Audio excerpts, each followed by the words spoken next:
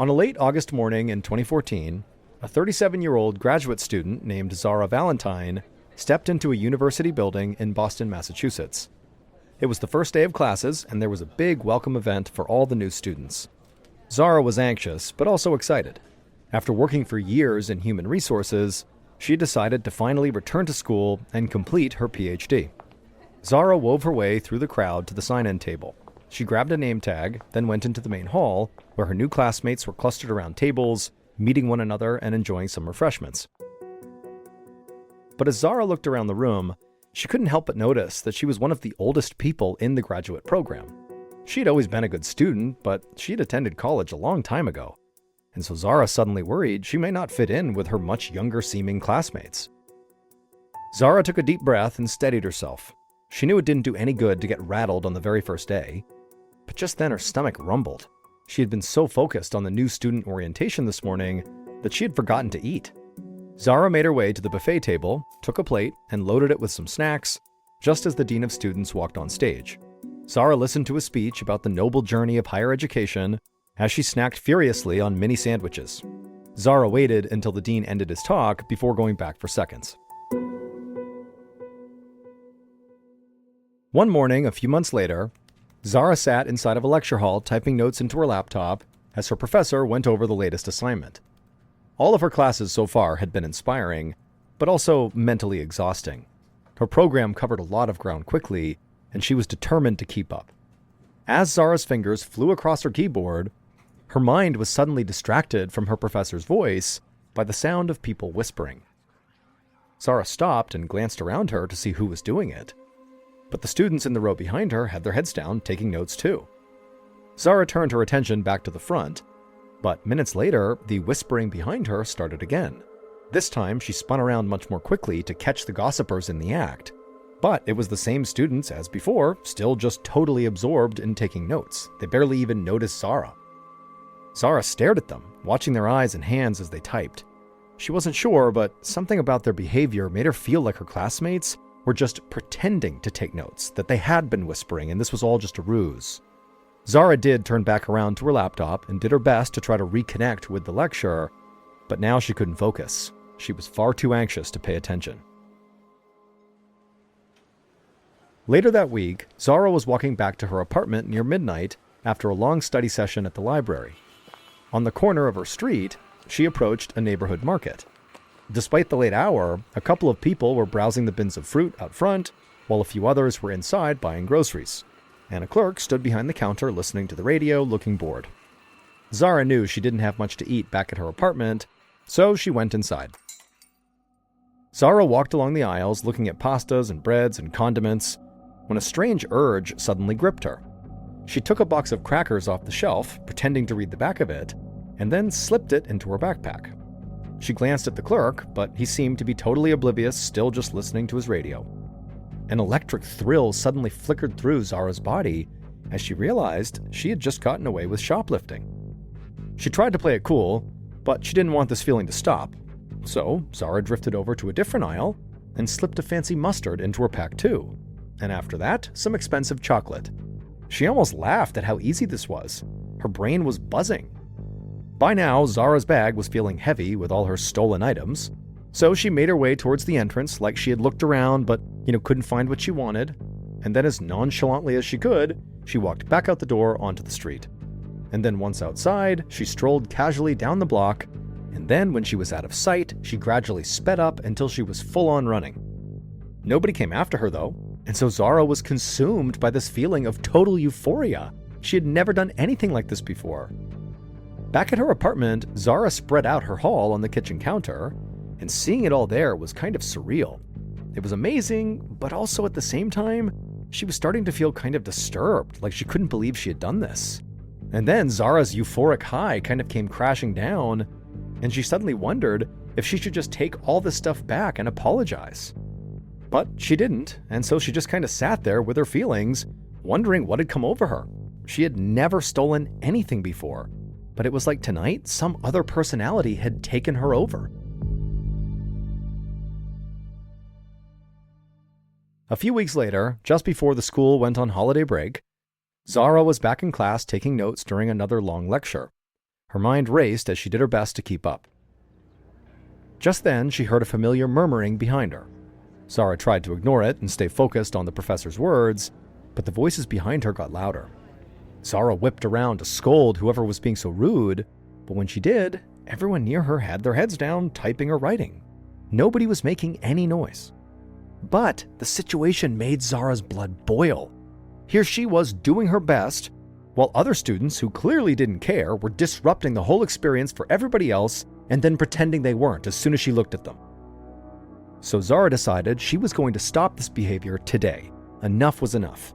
The last time her classmates had interrupted, Zara had let it slide, but no more. Just because she didn't catch them in the act didn't mean they weren't whispering. She knew what she had heard. And not only that, she was positive they were whispering about her. Whatever they were saying, Zara felt like she deserved to know. And so, with a loud scraping sound, Zara, in the middle of class, abruptly stood up from her chair.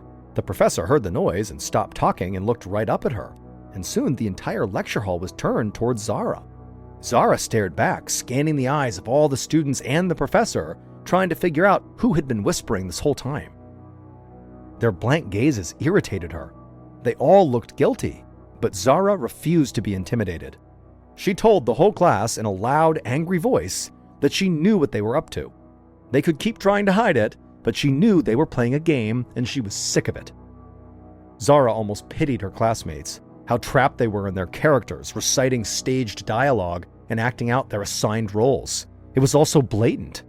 She couldn't stand another second of it.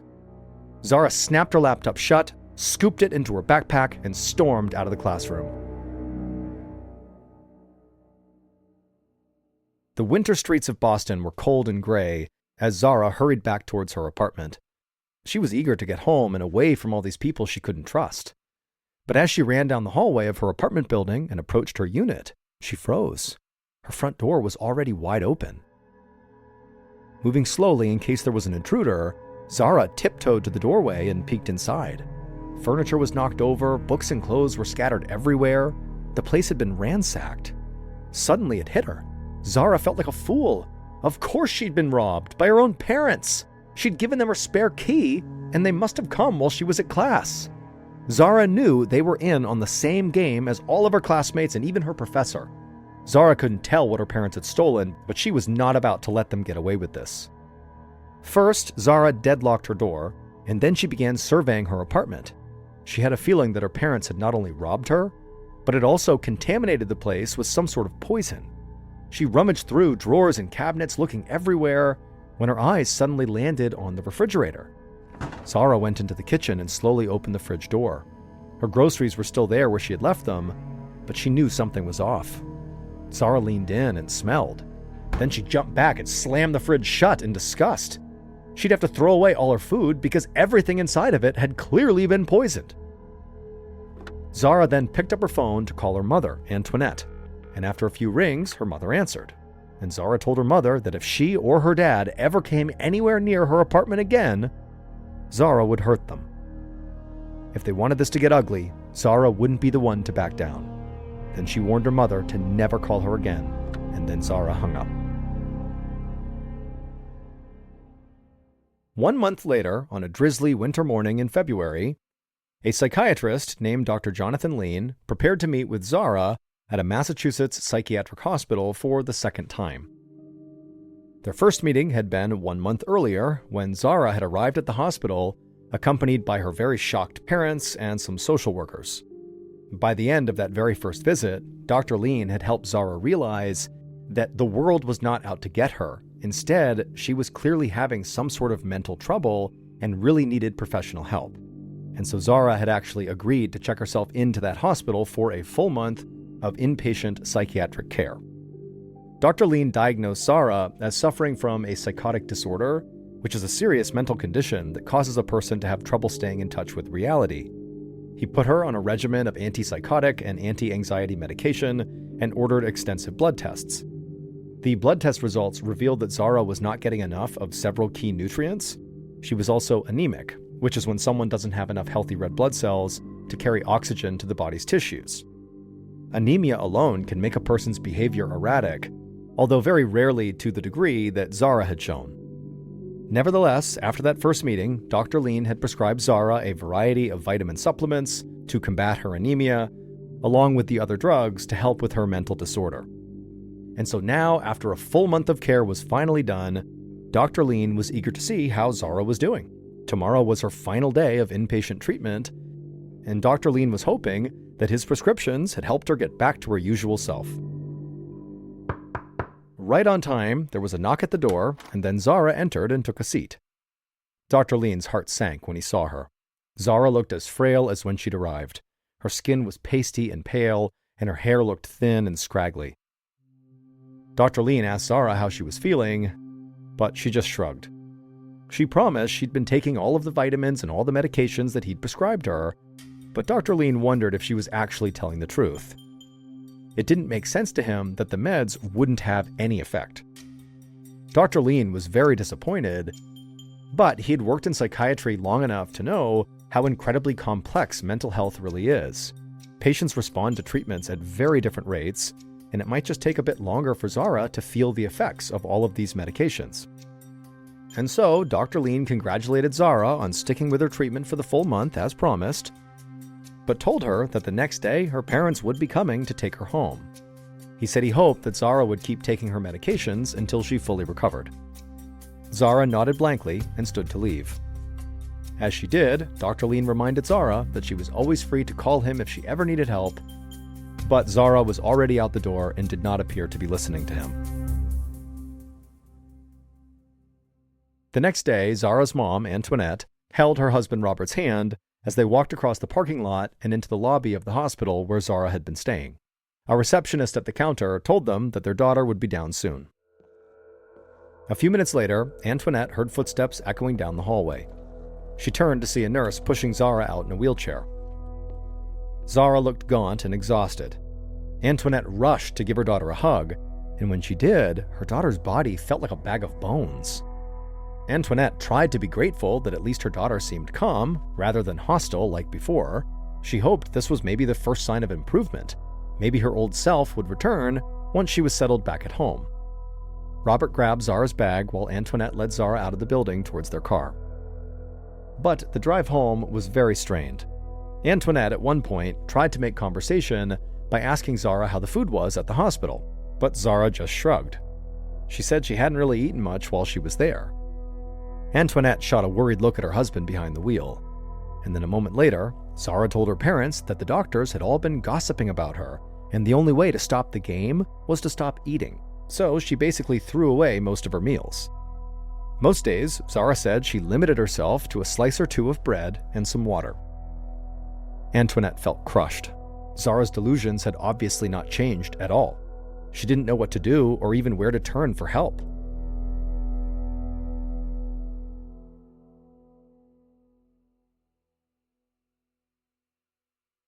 Eight months later, a primary care physician named Dr. Maggie Portis was studying Zara's file a few minutes before Zara was set to arrive for her appointment.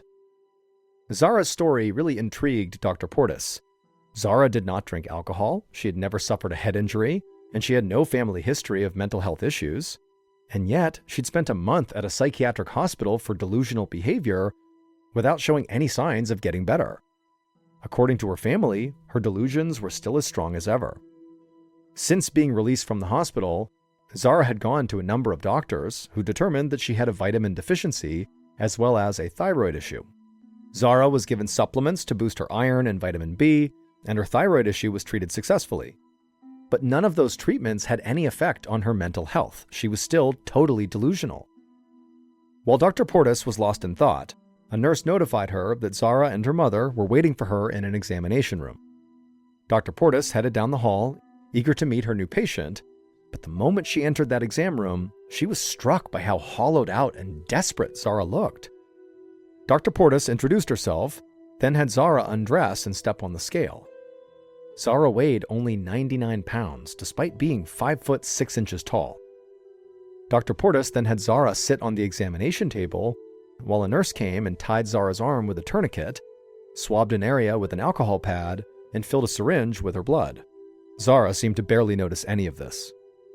After the nurse left the room, Zara complained to Dr. Portis that she had been taking all of her prescribed vitamins and medications, but did not feel any better. Dr. Portis nodded. As Zara talked, the doctor suddenly had a hunch about why Zara was not getting any better.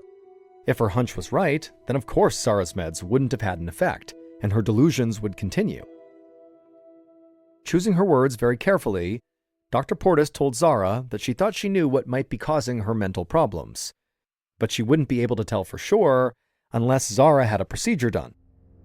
Zara's eyes lit up at the idea, and she immediately agreed to do whatever it took to make a change. She said she just wanted her old life back. Dr. Portis felt deep empathy for Zara. It was clear that she was afflicted by something that she really had no control over.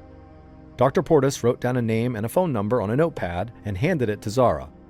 She explained that it was contact information for a doctor who could perform a biopsy, which is a surgical procedure where tissue is removed from the body and then examined under a microscope. She promised Zara the procedure would be quick and painless, and it might bring her closer to solving her health issues. Zara clutched the piece of paper with both hands and thanked Dr. Portis. Then she sighed and leaned her head on her mother's shoulder and went limp with exhaustion. Dr. Portis wished Zara luck and then left them to have a moment alone. 2 weeks later, on a cloudless morning, a gastroenterologist, which is a doctor who specializes in diagnosing and treating diseases and conditions that affect the digestive system, named Dr. Simon Reed, shook his head in amazement as he surveyed the biopsy results of a patient's small intestine. In all his years in medicine, he had never seen a case quite like this one. A few minutes later, there was a knock at the door, and Zara entered. She looked thin and very nervous.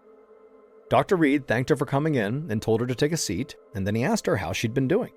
Zara looked away from the doctor and out the window and then down at her hands. She told the doctor she felt like her real life was behind her now.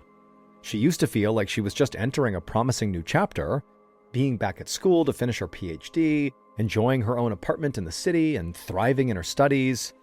But then everything just kind of went off the rails. She started doing these weird impulsive things without understanding why. It became hard to tell what was real and what wasn't. She couldn't trust anyone anymore either, like her parents. She couldn't trust them. She couldn't even trust herself. Dr. Reed was moved by Zara's story. He could tell that she was desperate for help, but didn't know where to turn, which was why he was so happy to be able to be the bearer of good news. He told Zara that her primary care physician, Dr. Portis, had been smart to tell her to go get a biopsy, because it led to the breakthrough Zara had been looking for.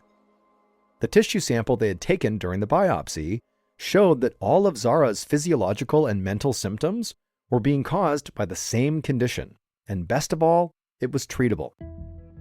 Zara would only have to make one life change, altering her diet. At the word diet, Zara's body froze.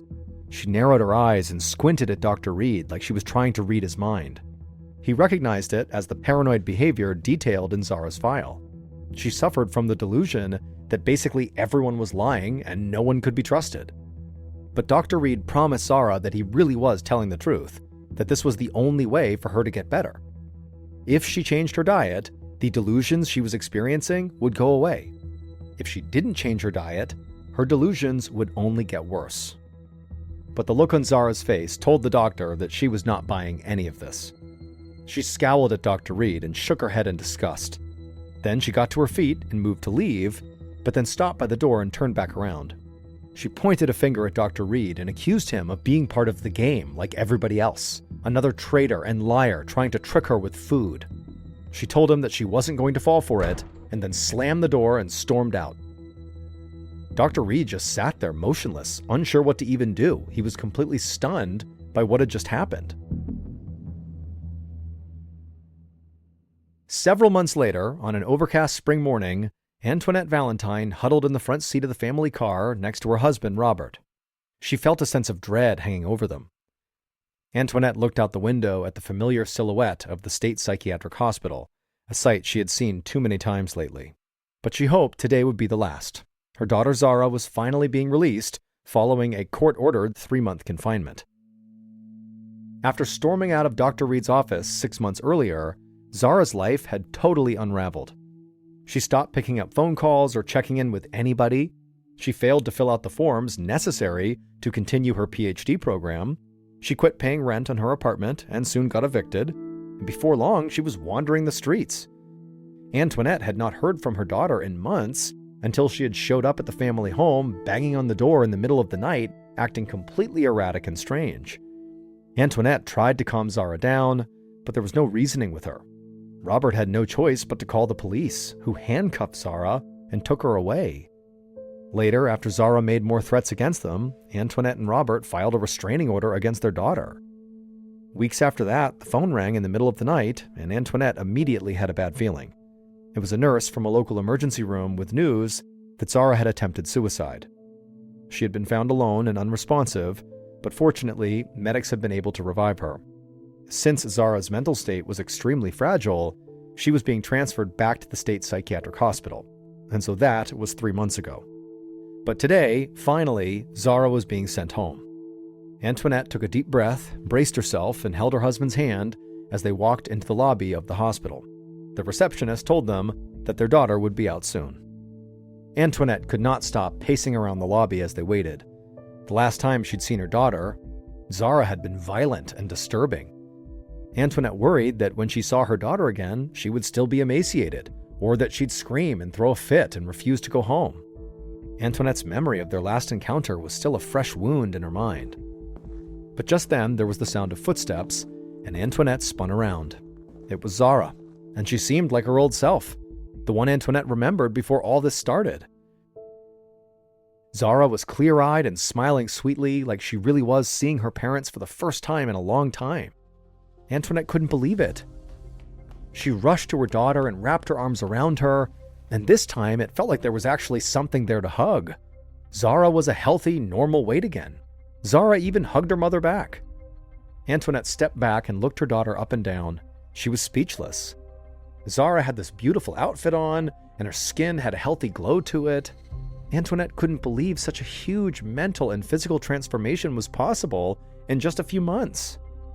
What was even more amazing was that Zara's transformation was the result of something so simple. For the past 3 months, Zara had been eating only particular foods prepared by the hospital, following the recommendations made by Dr. Reed 6 months earlier, the one who suggested Zara change her diet. And now Antoinette saw proof that Dr. Reed had been right all along, just by looking at her healthy daughter smiling right in front of her.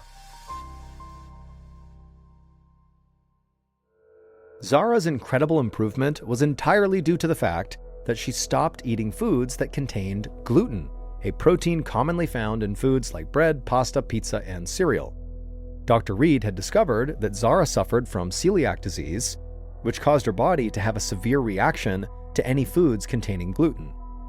Though many people are diagnosed with celiac, often as adults, Zara's condition was the worst doctors had ever seen. Zara's immune system attacked the gluten that she ate so fiercely that it damaged her small intestine. Over time, her intestine became too inflamed to absorb vitamins or iron, no matter how many supplements she took. That's why she was so anemic and thin. But even worse, gluten triggered inflammation in Zara that didn't just affect her intestine, but also her brain too. In Zara's case, inflammation caused her brain to misfire, resulting in delusions and psychosis. She starved herself intentionally and became wildly suspicious of the people around her while starting to commit crimes herself. Not because she wanted to, but because it was like her brain was malfunctioning. But once Zara started a gluten-free diet, her inflammation subsided and the delusions were gone. Antoinette and Robert were ecstatic to have their sweet daughter back. The drive home from the hospital that day was one of the happiest in their family's history. Zara was affectionate to her parents and seemed very grateful to be thinking normally again.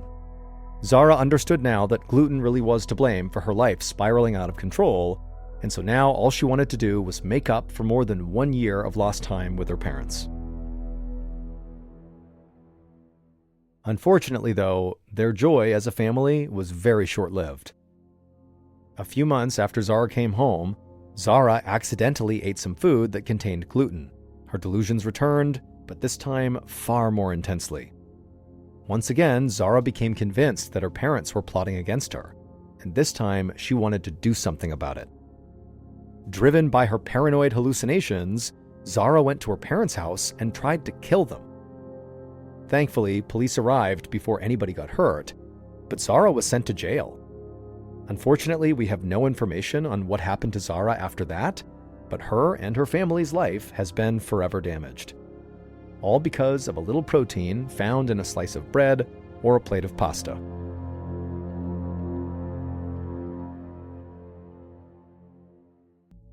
In the fall of 1995, you would never know by looking at 17-year-old Diane Zamora that this high school senior from Crowley, Texas, had just made one of the most meaningful and important decisions of her young life.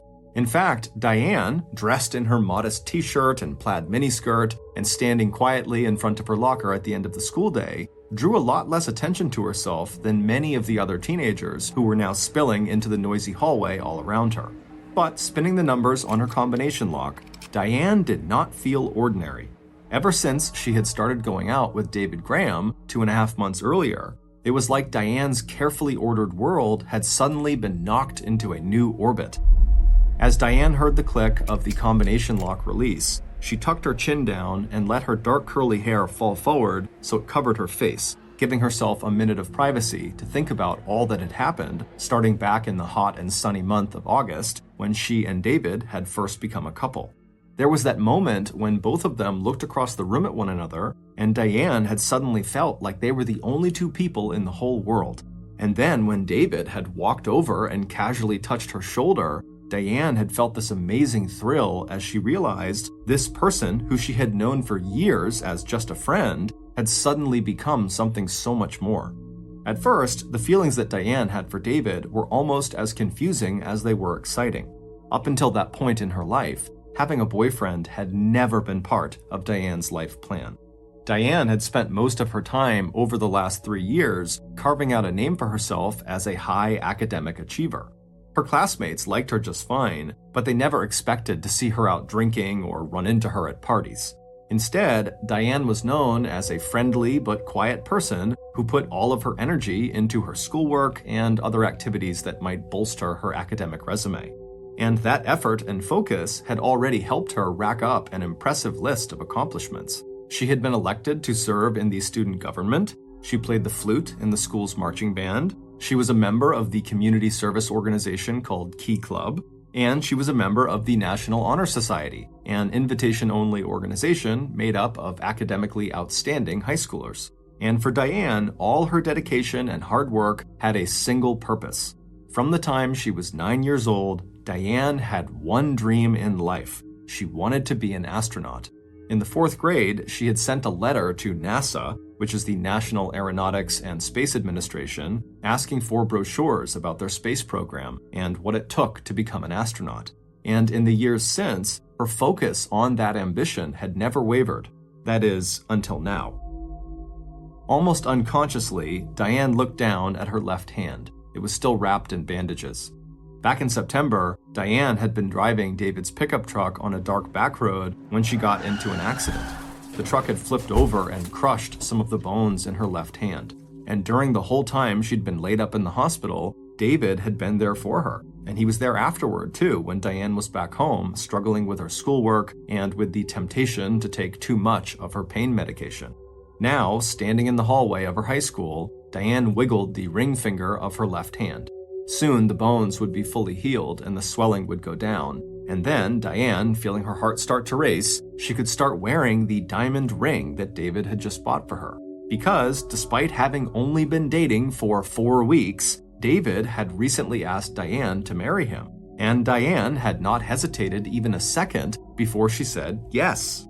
Their wedding date was already set, but it was almost 5 years in the future, August 13th, 2000. They chose this date because it would be when both of them had graduated from college. But even though getting engaged was a big decision for Diane, it wasn't that decision that made Diane feel so different and so special. For Diane, the very meaningful and important decision she had made so very, very recently was to give up her virginity to David. As Diane started packing books into her backpack, she reminded herself that while it had been a very big decision, it had been the right decision. Meanwhile, 18 miles to the west in Mansfield, Texas, Diane's fiancé, David Graham, was also standing in front of his high school locker, and he too was packing the stuff he would need to study that night into his backpack. Like Diane, David was known in his high school for his academic accomplishments, and he was also known for his military ambitions. Even now, at the end of a long day, and with cross-country practice still ahead of him, all 6 feet 2 inches of David's lean body stood ramrod straight. And when a fellow senior heading down the crowded hallway yelled out, "Sup, Colonel Graham?" David just grinned and raised a hand to his forehead in mock salute. He was not one of those aggressive G.I. Joe soldier types. In fact, David had given up football because it just seemed needlessly rough, and he'd taken up cross-country instead. Like Diane at Crowley High School, David was not a part of the in-crowd social scene at his high school. But despite the teasing about his membership in the Junior ROTC and the Junior Civil Air Patrol, David was still known as a pretty cool guy, and an all-around extremely high achiever with exceptionally good manners. Junior ROTC is the U.S. Army's high school equivalent of the Reserve Officer Training Corps, where students who are interested in a military career learn the core values of discipline, citizenship, leadership, character, and community service. And while David was a Junior ROTC battalion commander, his real passion and commitment lay with the Junior Civil Air Patrol. This was a program supported by the U.S. Air Force that also trained teenagers for a military career, with an emphasis on flying and running search and rescue operations. But unlike ROTC, which is geared toward high school students, the Junior Civil Air Patrol accepts teenagers as young as 12 years old, which is how old David was when he first joined. Because like Diane, David had always had one ambition in his life. Ever since first grade, when his dad had taken David to a local air show where the public can go to see different kinds of aircraft and watch amazing displays of aerial acrobatics, David had instantly become obsessed and knew that someday he would become a pilot. And also like Diane, David's dream had only strengthened with each passing year. By the time he was 14, he had his pilot's license, and now, as David headed into his last year of high school, his excellent grades, character references, and junior military service made it a sure bet that after high school, he would be accepted into the prestigious U.S. Air Force Academy out in Colorado Springs, Colorado. As David exchanged a few more greetings with friends and other ROTC members, he also reached into his locker to grab the duffel bag where he kept his cross-country running gear. But instead of going to practice, what David really wanted to do right then was hop in his car and drive out to see Diane in Crowley. But he knew he couldn't. Leaving his school in a tide of other teenagers, David thought back to that evening in early August at a Civil Air Patrol meeting. Like David, Diane had joined the Civil Air Patrol years ago at the age of 14 because she knew that the military was a good way to get the training and qualifications she would need to become an astronaut. But in the first 4 years she had been a member alongside David, the two of them had only been friends, nothing more. But on that particular Tuesday night last August, David just happened to glance over at Diane as she just happened to be glancing over at him, and in this brief moment, they locked eyes, and they both instantly felt attracted to the other. David would later tell his friends that it was like he suddenly saw Diane for what she really was. Incredibly smart, funny, principled, and gorgeous with her dark eyes, full lips, and olive skin.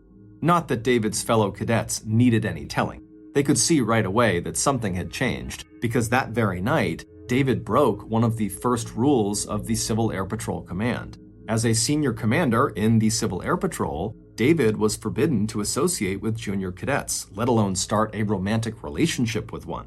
But after randomly locking eyes with Diane, David had walked right over to her, put his hand on her shoulder, and then leaned down, and with his mouth pressed close to her ear, he told her she looked very nice tonight. Because of his romantic involvement with Diane, David had to give up his command position in the Civil Air Patrol. But for David, that was a small price to pay in order to be with Diane. And by the end of that month, David was head over heels in love with her. It didn't bother him at all that there was no sex in their relationship, because he respected Diane's views on premarital sex. And even after they got engaged to be married, David had no expectations that Diane's views on sex would suddenly change. However, they did. Diane's horrible accident in his pickup truck had cemented the bond between them. And for David, who had only ever had just one serious girlfriend, Diane's sudden decision to make love to him had led to one of the best experiences in his life. David also knew that their relationship had helped both of them cope with some very painful and difficult family problems. This past summer, David and his 3 siblings were shocked and devastated when their parents divorced, and David's mother had been the one to leave home and move away 250 miles south to Houston, Texas. And it was during that same time that Diane had been the one in her family to confront her father about his longtime affair with his mistress. That affair had created so much financial and emotional chaos in the family that her father had lost his job, and for a short but awful period in her life, Diane and her younger sister and brothers became homeless, living out of the family car. But through it all, Diane and David had been there for one another.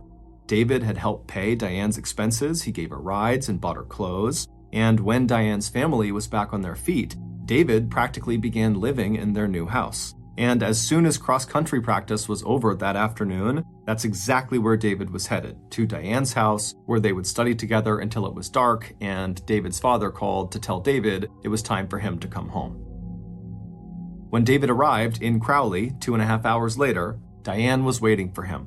She gave him one of her big shy smiles, and a few minutes later they were both seated on her worn sofa, their school books spread out all around them. As David drove back home that night in the dark, he reminded himself that the cross-country season would be over in just a month or so. Mansfield High School's team had been good enough that they'd qualified for the regional meet that would be held in Lubbock, Texas on November 3rd and 4th. But David was not really looking forward to this meet. He had no chance of placing in any of the events. He'd have to stay overnight with his teammates in a cramped motel room. Lubbock was more than 300 miles away, and since Diane's high school, Crowley High School, had not qualified for the regional meet, Diane would be staying home. David had friends on his team that he could spend time with during the meet, but he wished Diane was going to be there. A few weeks later, and the regional meet in Lubbock, Texas, wound up happening pretty much as David had expected. But at least when it was all over, David and Diane had more time they could spend together. From that Thanksgiving onward, David and Diane's respective families both watched with pride as the young couple seemed to turn the last 7 months of their final year at high school into a victory lap that had them circling together around a shining future. By early spring, David had received word that he'd been selected as a candidate for the U.S. Air Force Academy out in Colorado Springs. And on the same exact day, Diane received her letter of acceptance from the U.S. Naval Academy in Annapolis, Maryland, along with a full scholarship that covered tuition and room and board in exchange for 4 years of military service after she graduated. As high school graduation rolled around in May of 1996, Diane was recognized as one of the most accomplished seniors at Crowley High School, while David was one of the most celebrated seniors at Mansfield High School. And when the students at Mansfield stood up to give David a standing ovation, Diane was right there in the audience clapping as hard as she could, just as David was at Crowley High School when Diane received her awards and diploma. For students and administrators at both schools, these award ceremonies were welcome moments of celebration, because in the past several months, big city problems, drugs, gangs, and violence had started creeping into the once safe and secure borders of both Mansfield and Crowley. Ever since January, the residents of Dallas and Fort Worth, where Diane lived, had been following the tragic news of a child kidnapping that had led to the brutal murder of the 9-year-old hostage, a little girl with shoulder-length blonde hair whose missing person picture had been plastered all over the city. And 5 months into the investigation, and the little girl's murderer had still not been caught. Meanwhile, Mansfield had suffered its own very personal tragedy. In early December, a local farmer had found the body of a high school sophomore in his abandoned field. She had been murdered, and her death had sent shockwaves through the 15,000 residents of Mansfield and the 2,500 high school students who had been her classmates. In the 3 weeks it took local detectives to make an arrest, the school and the town had buzzed with rumors as police tried to sort through the complicated and secret life of a popular and talented teenager. For Diane and David, the combined news of these tragedies made their own worries and problems, mostly their upcoming separation as they headed off to opposite sides of the country for college, seem completely insignificant. So, after the high school awards ceremony, when David and Diane were interviewed by local reporters about their accomplishments and future plans, they told them that there were a lot worse things in life than a long-distance relationship, especially given the strength of their commitment to one another. When the news article was published 10 days later in the Fort Worth Star-Telegram, the headline read, "Couple to march to military drums, then wedding bells." And at the start of the summer of 1996, David and Diane put that commitment to the test. On Friday, June 30th, David headed 700 miles northwest to the U.S. Air Force Academy, its 18,000-acre campus located in the remote foothills of the Rocky Mountains in Colorado Springs, Colorado. 2 days later, on Sunday, July 2nd, Diane headed 1,400 miles east to the United States Naval Academy, its 338-acre campus perched on the edge of the Chesapeake River and fully enveloped by the historic city of Annapolis, Maryland. And from the very start of their military education and training, it was Diane who had the most trouble adjusting to the physical challenges and also to the emotional stress of being separated from David. Unlike David, who was actually motivated by the structure and discipline of the military, Diane struggled to fit in socially and to embrace the command structure that put freshmen like herself at the bottom of the totem pole. Meanwhile, that old injury to her left hand from the car accident had made the daily grind of endless push-ups, squats, bear crawls, and other calisthenics not only difficult, but very painful. 5 weeks in, and David, out in Colorado, had become an official Air Force cadet, ready to start the 4-year run to becoming an Air Force pilot. 5 weeks in for Diane, and she was showing alarming and troubling signs of psychological strain. While her letters back home painted a very rosy picture of success and determination, the reality of her situation could not have been more different. Without David, it was like Diane's life was falling apart. According to her squad leader, a freshman named Jason Guild, Diane was only barely making it through the 6-week boot camp at the Naval Academy. She wrote constant emails to David, and when he didn't reply right away, she'd break down into uncontrollable fits of crying. In her required essay, where she was supposed to talk about herself and her ambitions, all she wrote about was David and their engagement. Diane was also starting to withdraw socially. She refused to participate in a program that matched new cadets with local families to help cadets adjust to the stresses of being newcomers at the academy. Diane's supervising officers warned her that she was becoming way too much of a loner and that she was losing her focus and only just meeting the minimum expectations. And when Diane did engage with other people, all she talked about was David. But along with telling anyone who would listen how much she and David loved each other, Diane also talked about David like maybe she didn't fully trust him. But it was Diane, not David, who seemed open to getting involved with someone else, and who dangled that possibility in front of David like a red flag in front of a bull when she told him she was interested in her squad leader, Jason Guild. And when Diane called David to tell him that Jason had kissed her, David immediately sent Jason a threatening email telling him to leave Diane alone. Diane responded with a deluge of emails and letters and more phone calls to David that were equal parts lovesick and angry. Meanwhile, when she was with Jason and her friends, Diane veered back and forth between begging Jason to be her boyfriend and in the next breath declaring her undying devotion to David. At first, Diane's roommates assumed that Diane's erratic behavior was caused by the stress of trying to maintain a long-distance relationship with her fiancé. But halfway through boot camp, Diane really seemed to come totally unhinged. It was at that point in early August that Diane took her roommates aside and began to point out all these small scars all over her body. And then she began to hint at something very dark in her relationship with David. And finally, in the early morning hours of Sunday, August 25th, one day after officially making it through her 6-week boot camp, Diane didn't just hint at this dark thing. she came right out and told her roommates the whole story.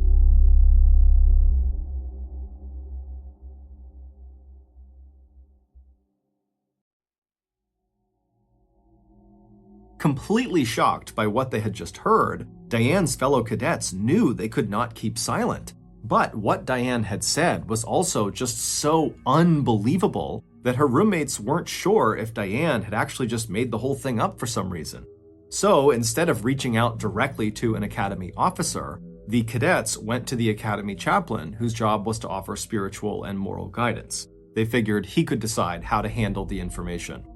5 days later, on Friday, August 30th, 4 investigators from the outer suburbs of Dallas and Fort Worth, Texas, arrived in the main administration building of the U.S. Naval Academy.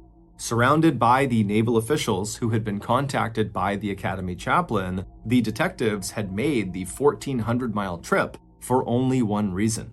They were there to talk with former Texas resident Diane Zamora. It would turn out all the stress Diane had felt since arriving at the Naval Academy was caused by something much more sinister and disturbing than just Diane's separation from David. Instead, Diane's strange and troubling behavior had been caused by a dark secret that Diane and David had been keeping for a very long time. But to understand what this dark secret was, we have to go back almost 9 months to late November of 1995, when David and Diane were both still seniors in high school. That was the weekend of the cross-country regional meet in Lubbock, Texas, the same regional meet that David had been really bummed about because Diane would not be attending.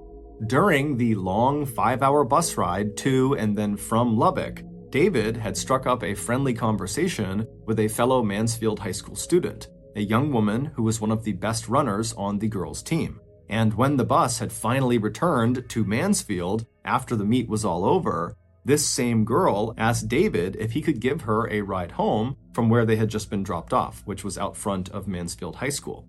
David agreed, but instead of driving straight to her house, he and his new friend made an unplanned detour to a parking lot behind a local elementary school, and not long after parking, the pair had climbed into the back seat of David's car and they had sex. By then, it was a well-known fact at Mansfield High School, where David went to school, that he was engaged. And maybe if Diane had also been a student at Mansfield, she might have found out about David's infidelity. But she didn't, because no one at her school, Crowley High School, had heard about what David had done. So Diane had no idea he had cheated on her. And so over the course of the days that followed David's sexual encounter with the star runner, Diane just acted normal, talking endlessly to David about the purity and sanctity of their love for one another. And day after day, David's guilt over what he had done felt heavier and heavier until he just couldn't stand it any longer. And so finally, on Friday, December 1st, 1995, a few days after spending Thanksgiving with Diane and her family, David told Diane that he had cheated on her. Diane was beyond devastated. Even though the thought of David with someone else was unbearable for Diane to think about, she couldn't stop herself from making David repeat over and over and over again all the little details of the sexual encounter. And the more Diane heard, the more wild and upset she became. To Diane, her virginity had been very precious, a gift that she could only ever give one time. And now David had repaid that gift by cheating on her. When crying and screaming did nothing to make her feel any better, Diane grabbed a fireplace iron and tried to hit David. After David grabbed the iron and took it away from her, Diane turned away from him and just started banging her head against the wall. Over the next couple of days, David and Diane spent hours talking to one another about what happened, but especially for Diane, there was just no way to go back to how she used to feel about David. And for David, along with his sense of guilt, there was something else. He was starting to have conflicting emotions about his relationship with Diane. And so, on the night of Sunday, December 3rd, just 48 hours after coming clean to Diane, David slowly picked up the family telephone in his home and he dialed a phone number and then put the receiver to his ear. A minute later, David heard the familiar voice of 16-year-old Adrienne Jones, the smart, bubbly, blonde star runner of the Mansfield High School cross-country team that David had had sex with in the back of his car. After talking for only a few minutes, Adrienne agreed to sneak out of her house later that night and meet up with David. Like David, Adrienne was an excellent student who talked about becoming a veterinarian after she finished high school.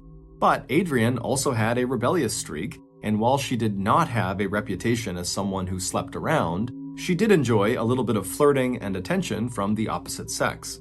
And while she hadn't told any of her friends about her earlier hookup with David, she decided that if he ever asked her out again, she'd say yes.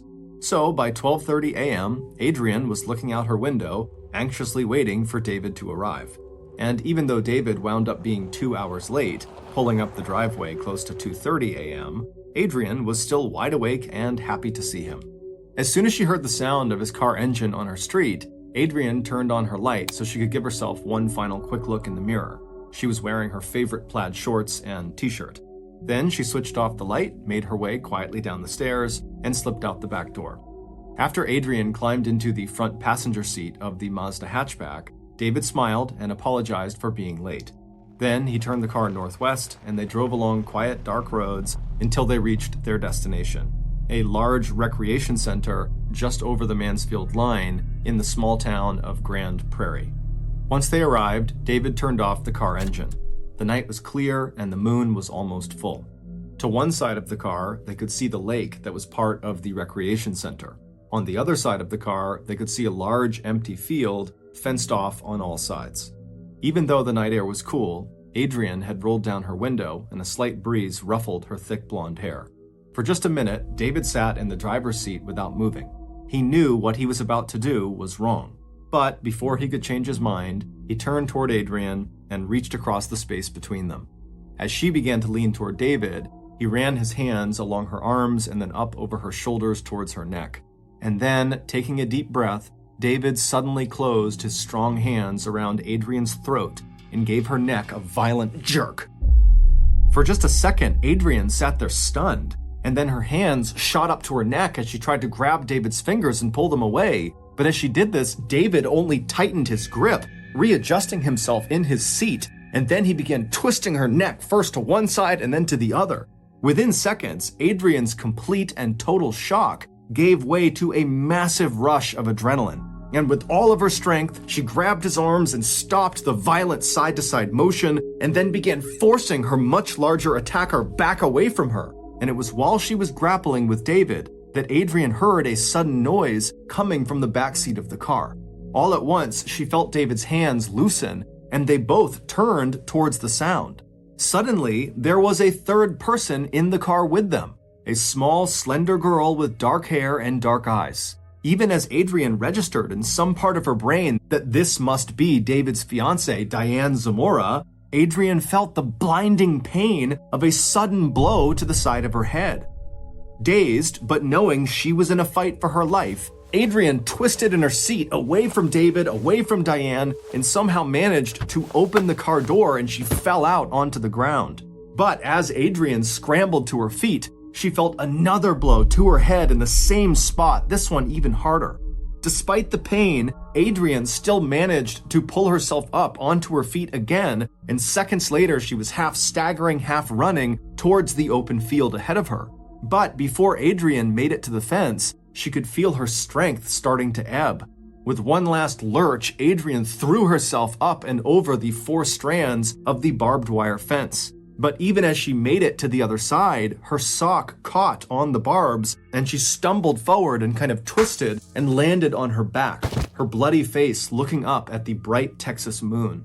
Off in the distance, there was the sound of raised voices, and then a few minutes later, David stood in the field looking down at Adrienne, a 9mm Russian-made Makarov pistol in one of his hands. David raised the gun and aimed it at Adrienne's face, and then he fired it twice. One round hit Adrienne just below her left eye, the other round hit her square in the forehead, right between her eyes. In the last moment of her life, Adrienne's hand clutched convulsively into a fist, and her fingers wrapped themselves around a handful of stiff winter grass. 40 minutes later, in the town of Burleson, 20 miles to the west, 16-year-old Jay Green heard a knock on his bedroom window. It was long past midnight, but this was a routine that had played out many times before between Jay and his best friend from the Junior Civil Air Patrol, David Graham. Except this time, when Jay removed the screen from the window to let his friend inside, it wasn't just David standing there. Instead, two people tumbled into the room, landing at Jay's feet. In the faint glow of green and red lights from the plastic Christmas tree set up in the corner of his bedroom, Jay looked down to see David and Diane lying together on the floor, arms wrapped tightly around each other. It looked like there was something dark and liquid spattered on their clothes and faces and hands. When Jay asked David what was going on, David looked up at him and said, "You don't want to know. Don't ask any questions. We were never here. This never happened." A few minutes later, David and Diane went into Jay's bathroom and spent 30 minutes cleaning up. When they came back out, David asked Jay if he could borrow some clean clothes. An hour after that, David and Diane made the 4-mile drive from Jay's house back to Diane's house in Crowley. When David's father called the Zamora's house later that morning to make sure David was up and going to school, he asked his son if he'd heard about that girl from Mansfield that was just found dead in a local farmer's empty field. David said no, then he hung up the phone and stared at Diane in silence. It would turn out, a week earlier when David confessed to Diane that he had had sex with Adrienne Jones, Diane had been so furious at David that when he asked her how he could make things between the two of them right again, Diane had told him there was only one way that was going to happen. David would have to kill Adrienne. At first, David was stunned by her request, but feeling like he somehow had to avenge Diane's honor, he ultimately agreed to do it. So, beginning early on Sunday, December 3rd, as Diane watched and listened, David started placing calls to Adrienne. When he finally reached her, it was about 10:30 p.m. that night. Adrienne was on the phone with her boyfriend at the time David called, and Adrienne's mother was waiting nearby to make sure Adrienne did not stay up too late talking on the phone. Adrienne interrupted her call with her boyfriend, whose name was Tracy, to take the incoming call from David. And a few minutes later, she had agreed to meet David that night. Diane told David in no uncertain terms that there was no way she was going to let David meet with Adrienne alone. So, after making their preparations, David got behind the wheel of the Zamora family car, and Diane crawled into the trunk space of the car. And because this car was a hatchback, the trunk was not separated from the seating area. Meaning, if you were in the back seat of this car, you could just turn around and look into the trunk. David's plan was to kill Adrienne by breaking her neck. But just in case that didn't work, he had brought along his 9mm pistol. Additionally, he had brought a set of heavy round barbell weights that he would use to sink Adrienne's dead body in the nearby lake out at the recreation center, where he planned to take Adrienne. David packed both the gun and the weights in a duffel bag, and then he put that bag in the trunk next to where Diane was going to be hiding. But it turned out, in David's words, that snapping someone's neck was a lot harder than it looks in the movies. Within minutes of David stopping the car near the recreation center, nothing had gone according to the plan that he had worked out with Diane.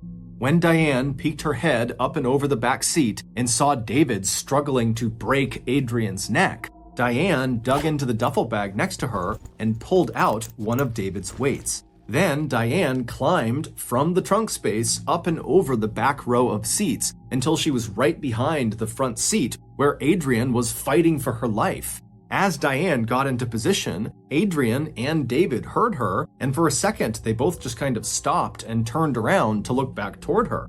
And in this brief second that Adrienne is registering that Diane is sitting in the car with them, Diane wound up with that weight and slammed it into the side of Adrienne's head. But amazingly, this did not kill Adrienne. Adrienne somehow managed to get out of the car despite her head being caved in on one side, and then she began running towards the field. But Diane leapt out of the car, chased her down, and slammed her again as she was running in the exact same spot on the side of her head, further crushing her skull. But still, amazingly, Adrienne, probably just fueled by adrenaline, kept on moving towards the field. But when she tried to clear the fence, she had gotten stuck on one of the barbs and landed on her back, and she couldn't move and she had no more strength left. And so she just lay there staring up at the moon, wondering what was going to happen to her. By this point, Diane had gone back to the car, but David had grabbed his pistol and charged into the field after Adrienne. But when he looked down at her and saw her on the ground with her head caved in and she wasn't moving, he just turned around and walked back to the car and told Diane that Adrienne was dead. But Diane was taking no chances, and after kind of peering over David's shoulder in Adrienne's direction, she thought she saw Adrienne moving, and so she told David, "Go finish the job." A minute later, David had walked back over to the field and was looking down at Adrienne, who was very much alive. Her breath was shallow, but she was laying there looking up at him, her eyes wide open, and David just raised his gun and he fired it twice into her face. When Diane and David got back into the car to drive to Jay Green's house to wash the blood off of their clothes and bodies, the first words David said to Diane were, "I love you, baby. Do you believe me now?" In response, Diane answered, "Yes, I believe you. I love you too." In the 5 weeks that followed Adrienne's death, Adrienne's mother, Linda Jones, told police that on the night before Adrienne's body was discovered, she overheard her daughter talking to 2 different boys. Adrienne had been talking to her boyfriend, Tracy, who had a rock-solid alibi for the time of the murder, when Adrienne had interrupted that conversation to take an incoming call from another boy before switching back to her call with her boyfriend. When Linda asked her daughter that night who the second caller was, Adrienne had told her that it was a boy named David from the cross-country team.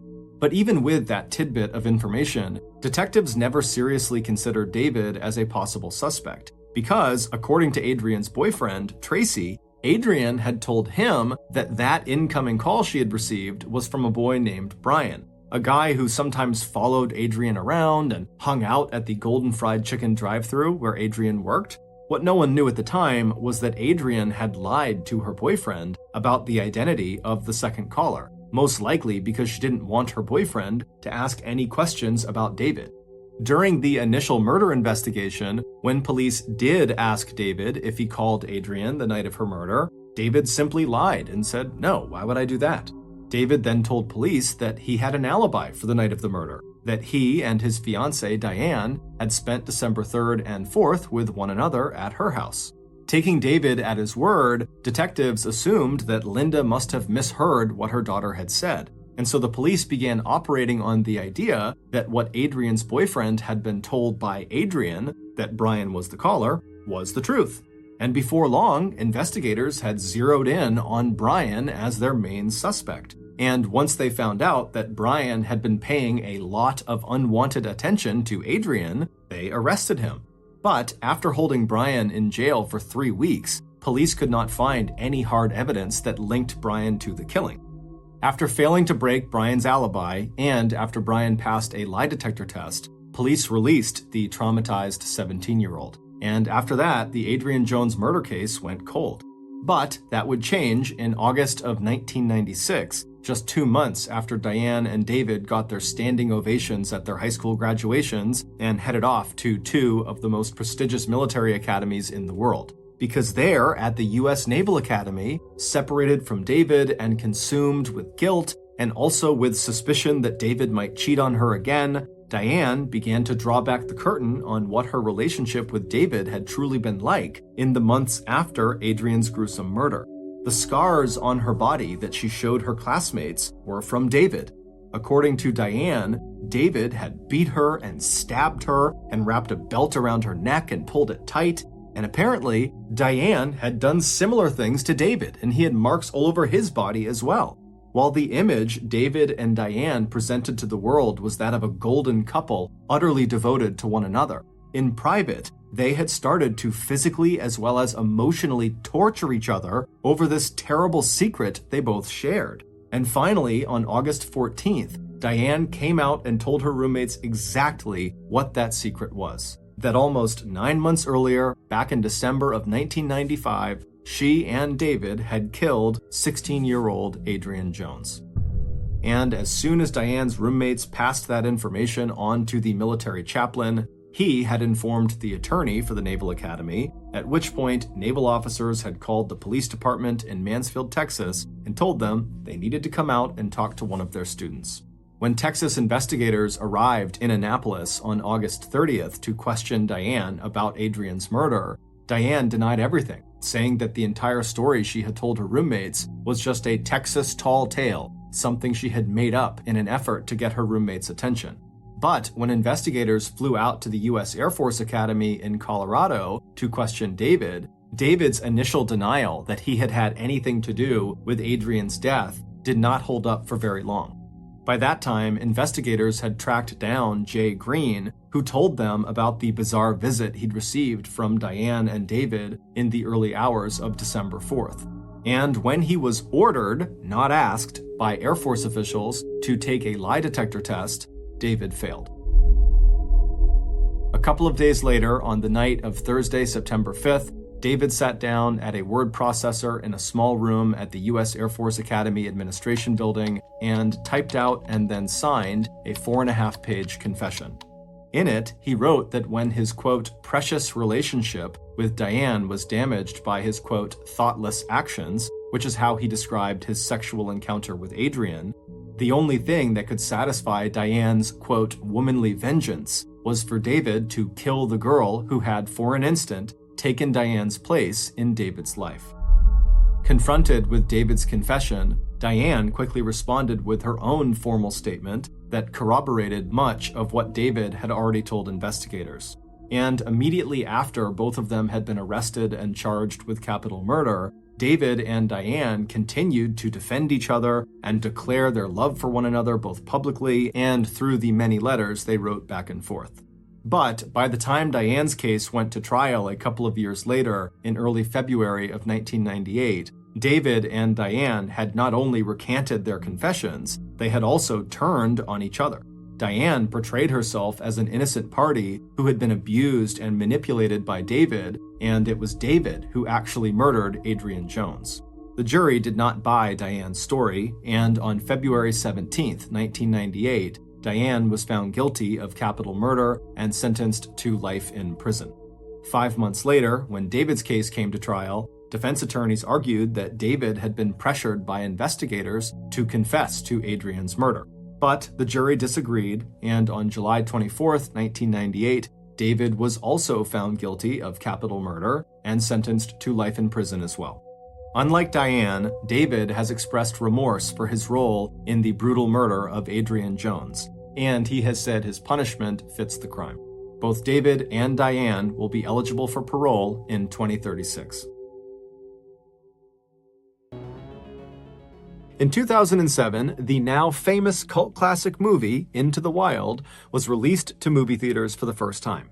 The movie, which is based on a true story, centers on the life of a young man named Christopher McCandless. In 1990, Christopher graduated from a really good school with honors, and by all accounts, he could have gone on to get a really good, high-paying job, but Christopher didn't want a job. He wanted freedom. And so without telling his parents, because they would not have been happy about this idea, he gave away all of his possessions, he gave all his money to charity, and he headed off to Alaska to live off the grid by himself. He eventually would find this rusted out old city bus in the middle of the Alaskan wilderness, and he would make this bus his shelter, and he would live inside of this bus for 113 days before he unfortunately died of starvation. While Christopher's story is obviously tragic, the movie about his life, Into the Wild, really focuses on Christopher's unrelenting spirit and his constant drive towards getting the thing he wants the most, which is freedom.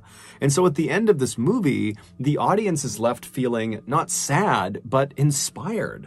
Inspired to take big risks in life and seek out adventure before it's too late. One audience member who was totally inspired by Christopher McCandless's life story was an 18-year-old young man named Matt Higgins who lived in Oregon. Matt was about to graduate high school, and unlike a lot of his peers, he had no idea what he should do after graduation, whether it was get a job or go to school. But after watching Into the Wild, a third option appeared to him, which was to head off into the wild, just like Christopher McCandless had done, except not permanently. Matt quickly fell in love with this option. He viewed it as a chance to kind of take a break from reality and go find himself. And then at the end of his stint in the wild, he could come back and, get a job or go to school. And so Matt's official Into the Wild plan was that he would graduate in 2007, and then in the spring of 2008, he would hike the entirety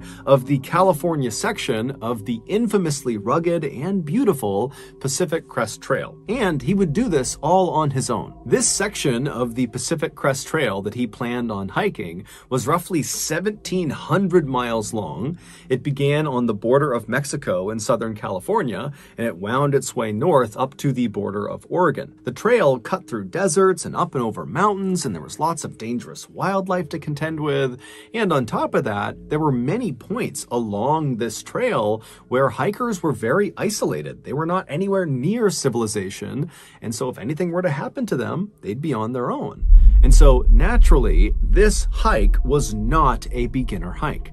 However, Matt was not a beginner hiker. He had grown up hiking and camping all over Oregon and the western United States. He had spent time in totally well-marked and safe areas, and he had also spent time hiking around very dangerous and isolated areas where there were cougars and bears and unmarked cliffs everywhere. And so Matt felt like, with his experience in the outdoors, he was perfectly suited to take on this big of an adventure. And in many ways, that was true.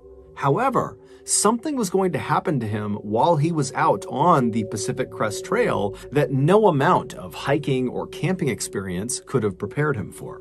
So Matt graduated from high school in 2007, and in keeping with his plan, in the spring of 2008, he packed up his stuff, he headed to the airport, and he flew south to Southern California. And when he got there, he made his way all the way south to the border of Mexico, and there he picked up the start of the Pacific Crest Trail, and he began heading north. For the first few weeks of his hike, Matt would spend the entire day hiking as far as his body would allow him, and then at night, when it got too dark or when he got too tired, he would just set up his campsite right off the edge of the trail, and then after a quick bite to eat, he'd climb inside of his tent and he'd go to sleep. And then the next day, he'd get up early and he'd do it all over again. During those first few weeks, the only real adversity that Matt ever faced, beyond just kind of normal fatigue from long-distance hiking, was at one point he got a little dehydrated, and another time he almost stepped on a rattlesnake. So besides those two things, really the hike had actually been fairly routine by Matt's standards. But when he reached the Lassen National Forest, which is a very dense forest in Northern California, located about 150 miles from the end of his hike, so the border of Oregon, when he got there, this hike of his would become anything but routine. Not long after stepping foot in Lassen Forest, Matt found himself walking along this winding dirt path where the trees on both sides of this path were pressed tightly up against the edges of this trail, and because of how densely packed the trees were together, it was almost like he had these walls on either side of him that extended 100 feet into the air. And so it was very quiet and it was very dark as he was walking along, but Matt was enjoying it. All he could hear was the chirping of birds and the insects buzzing around him. It was peaceful. And so Matt's just kind of meandering his way through the forest. He's in no rush. And at some point, the trail he was on banked hard to the right. And so he makes this turn, and as he does, he looks up, and what he sees kind of startles him. About 20 feet away from him, off to the right side of the trail, is this big boulder, and sitting on this boulder are two middle-aged people, a man and a woman. They were both dressed head to toe in white. They both looked very dirty and disheveled. The man had this big, unkempt beard, and both of them were just staring daggers at Matt. And so Matt felt awkward, and he immediately looked down as he continued walking towards them. But as he got within a few feet, he looked up and kind of awkwardly smiled at them and waved and said hi, and they didn't respond. They just continued to stare at him with no discernible expression on their face, and they watched him as he walked right past them. And so after Matt walked past these two people in white, he felt really uncomfortable because he knew they were still definitely staring at him as he walked away, and he didn't want to turn around and meet their eye contact. And so he's just kind of walking away, feeling that uncomfortable feeling of someone staring at him, and he's thinking to himself, why didn't they at least wave or acknowledge him in some way? Especially considering the fact that on the Pacific Crest Trail, people go days without seeing other people. Matt, in fact, had not seen another person in days until he saw these two. And so he's thinking, how rude is that to just completely not react when another person walks past you on this trail? But Matt told himself, you know what? I don't know these people. I don't know what their issues are. For all I know, they're foreign and they didn't understand what I said. And so maybe that's why they didn't say hello back. Who knows? But you know what? It's none of my business. And so Matt just continued walking along. He never turned around to look back at these two people in white.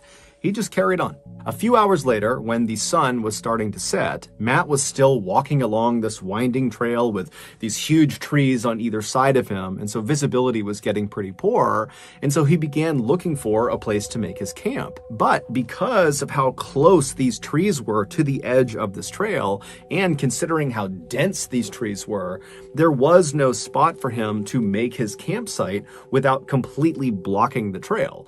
And Matt did not want to block the trail for other people, and so what he did is he left the trail and he walked 300 feet or so into these thick trees where he found this little clearing, and that's where he set up his tent. Once it was all set up, he made some food for himself on his little stove, and then after he was done eating, he packaged up all of his leftover food inside of a waterproof bag. Then he sealed that up, and then he tied some cord to the bag and threw the bag up and over a branch of a nearby tree and kind of tied it off so the bag was sitting well off the ground.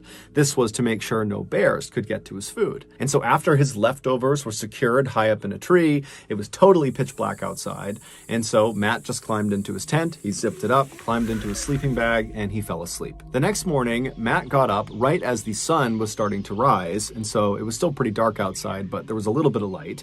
And so Matt unzipped his tent and he looked outside, and the first thing he noticed was his bag of food that he had put up in the tree was gone. And so Matt stepped out of his tent and he looked around thinking, maybe it fell to the ground or something, but it wasn't there. It was just gone. And so Matt thought to himself, I didn't hear anything last night, but I guess a bear must have come into the campsite, found the food, and run off with it. And so Matt began walking over to the tree where he had strung the food up to begin looking on the ground for bear prints to confirm his theory that that was who took his food. And so he walks over, he's looking around, he doesn't see any bear prints, but he does see 2 sets of human boot prints, neither of which were his. And before he could even process that, he realized these prints, these human prints, were not just underneath this tree where the food was. These prints, as he looked around him, extended all the way up to his tent and all around his tent and all over his campsite. And so as Matt is looking at this crazy trail of human prints all over the place, he's thinking to himself, how is this possible? I went to bed last night when it was already pitch black outside, and I got up basically right at sunrise, so it was still dark outside.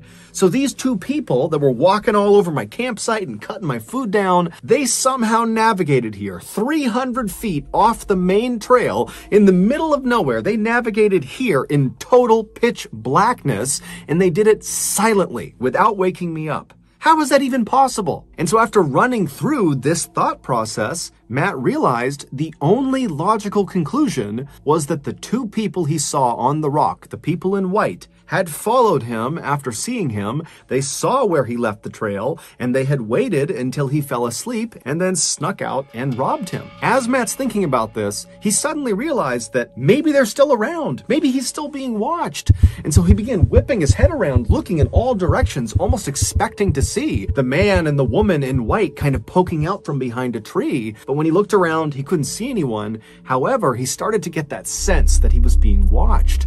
And so feeling really uncomfortable, he quickly packed up his campsite and walked as quickly and calmly as he could toward the trail. And as he walked, he kept thinking to himself that these people are going to jump out from behind a tree, or they're going to grab me from behind. And so he's walking faster and faster and faster. And he finally gets to the trail, and he looks down the trail and up the trail. He kind of looks all around. He doesn't see anybody. And so he tells himself, okay, they're gone. So he took a deep breath, he composed himself, and he started walking north again along the trail. Matt walked for several hours, periodically looking over his shoulder, again expecting to see the man and woman in white, but he never did, and eventually this narrow path kind of cutting through the dense forest opened up to this big, beautiful field, and by that point the sun was high in the sky, and so Matt's walking in this very beautiful open area. He can see in all directions, there's sunlight beaming down on him, and so even though he was totally rattled by what had happened the night before, he found himself kind of becoming more at ease about the situation. He was far less paranoid, and he began telling himself, as creepy as it is that those people in white almost certainly followed him and snuck up on his campsite in the middle of the night, as bad as that is, he thought, what? They probably were just super hungry, and they clearly needed the food more than he did, and so, what? Those people, they can have my food. Whatever. And so Matt just continued on telling himself he would never have to deal with the people in white ever again.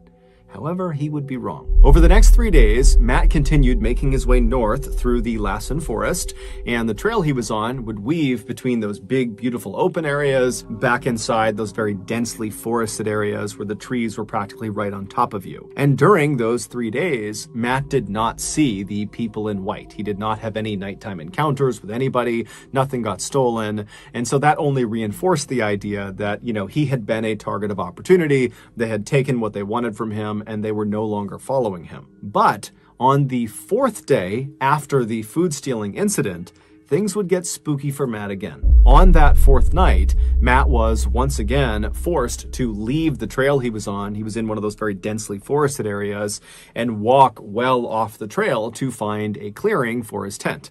And so he walked, several hundred feet away. He finds this clearing. He sets up his tent. And then also he sets up a perimeter of sticks all around the outside of his campsite. This was a precaution he had begun taking after the food stealing incident. These sticks were an early warning system where if any animal or person came too close to his campsite, they would step, in theory, on these sticks and they would break and they would alert Matt in the middle of the night. And so after his campsite was all set up and all prepared, Matt sat down and had a quick bite to eat, and then after storing his food, he climbed inside of his tent and he fell asleep.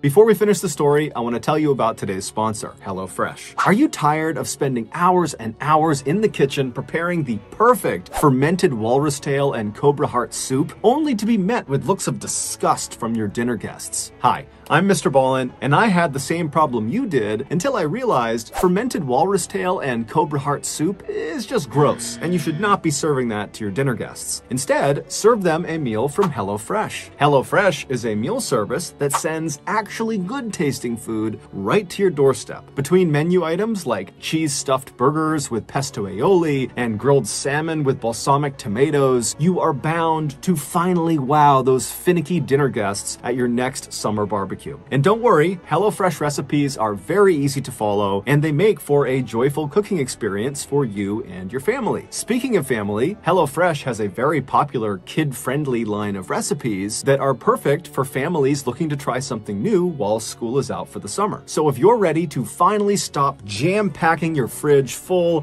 of all those uneaten fermented walrus tails and cobra hearts, packing your fridge full of uneaten fermented walrus tails and cobra hearts, then you need to sign up for HelloFresh today. To do that, go to HelloFresh.com and use code MrBallen16 for up to 16 free meals and 3 surprise gifts. Again, go to HelloFresh.com and use code MrBallen16 for up to 16 free meals and 3 surprise gifts. Okay, back to the story. A few hours later, Matt suddenly woke up. Now, when he woke up, he opened his eyes, but it's pitch black in his tent, there are no windows in his tent, and it's pitch black outside, so even with his eyes open, he can't see anything.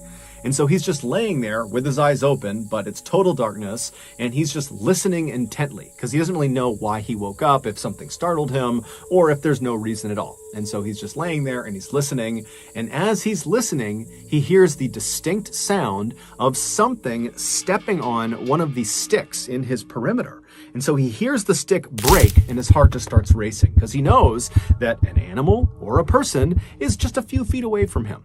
And so instinctively, he kind of begins to pull his arm as quietly as he can out of his sleeping bag, and he reaches over and he grabs his hunting knife. And as he grabs the handle of the knife and he brings it closer to him, he hears the sound of more footsteps. Whatever has stepped on the stick has not slowed down at all. They don't care about the sound they just made. They're still moving towards his tent. And so Matt's starting to get really freaked out because he knows that, it could be an animal, but just a couple of days ago, 2 people were in his campsite stealing his food and walking all around his tent.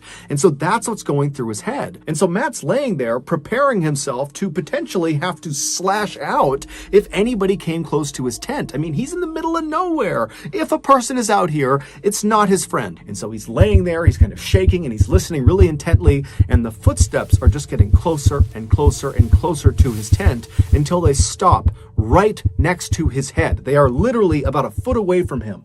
And so he can't see anything. He's just listening really intently. And then he starts to hear whispering. But the whispering is not coming from this person right here. The whispering is coming from everywhere in the forest. It's coming from all different directions. And so Matt doesn't know what to think about this. And as he's hearing this whispering, which is getting more and more frantic, whoever is standing right outside of his tent begins circling his tent. So now he hears footsteps just walking in a circle around his tent while frantic whispers are coming in from all directions. And so at this point, Matt is so terrified, he's just frozen. He knows that he's holding that knife, but he won't be able to do anything with it. He's just petrified. And then as soon as this total nightmare had begun, it just stopped. The whispering, silence. The footsteps stopped. And so in a way, it was kind of relieving, but in another way, Matt's laying there thinking, I want to hear the sound of footsteps retreating into the forest, leaving, but I haven't heard that.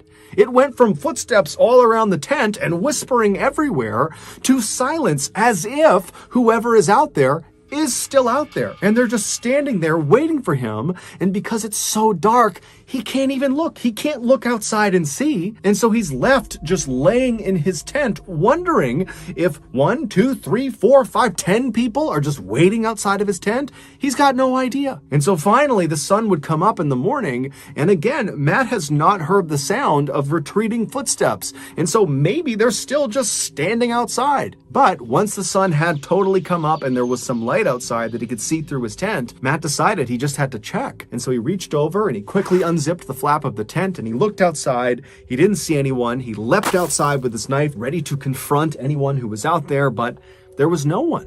And so Matt, he's not thinking, oh, great, they're gone. He's thinking, are they just like a few feet away, hiding behind trees?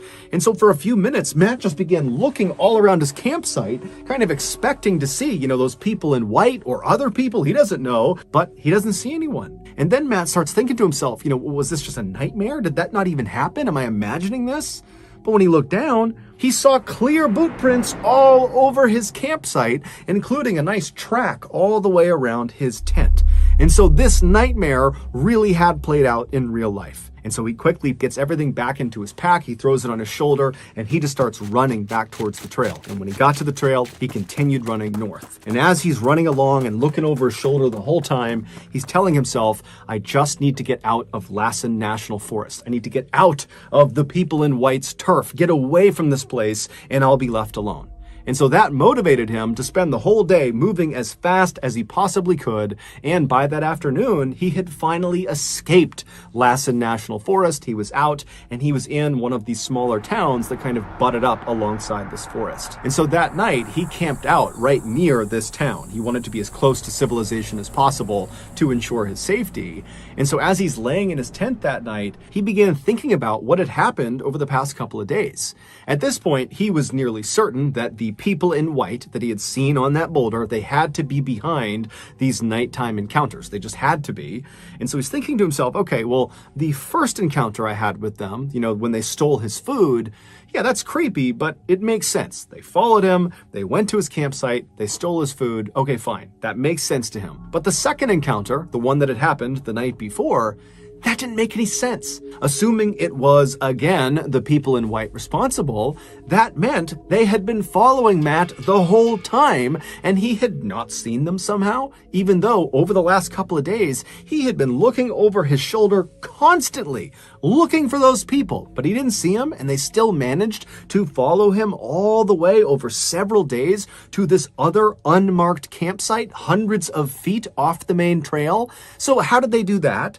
And then two, once they were at his campsite and he's laying there listening to them, walking around the campsite, whispering to each other, what were they doing? And then how did the footsteps and whispering just stop immediately, and he didn't even hear the sound of them retreating into the woods? How did they do that? And so Matt would go over this and over this until finally he would fall asleep. And then the next morning when he got up, it was the first thing he was thinking about, the people in white. What were they doing and why and where were they? And so as Matt packed up his campsite that morning, it did cross his mind, that maybe he should just stop the hike right now and call his family, have them come pick him up and get out of here. But this hike, this huge hike he had planned, was really important to him, and he was only about 100 miles away from the finish line, which meant he had already hiked over 1,600 miles, and he just didn't want to quit. He wanted to finish what he started. And so he packed up his stuff, he threw it over his shoulder, and he continued on. And so that day, Matt would leave that little town, and he would make his way up into another very dense forest called the Mount Shasta forest. Mount Shasta was a lot like the Lassen forest, except Mount Shasta has a very disturbing backstory. Specifically, lots and lots of people go missing inside of Mount Shasta, and often they go missing under baffling circumstances. The most frightening of these missing persons reports are when someone comes back, the survivor of the event, and they will say, they saw their hiking companion. They clearly saw them. And then they turned their back on them just for a few moments, few minutes, whatever it was. And when they turned back around, the person they were with was now gone. No trace of them, nothing, they're just gone. And despite a massive search for them, they're never found again. There is a distressing number of missing people in Mount Shasta that sound just like that. It's totally terrifying. So with that in mind, Matt makes his way into the Mount Shasta forest, and even though it totally stressed him out to once again be walking on these dirt pathways where the trees are very tight on either side of you, they're very dense, and as he's walking, he's kind of looking in both directions, expecting to see somebody watching him.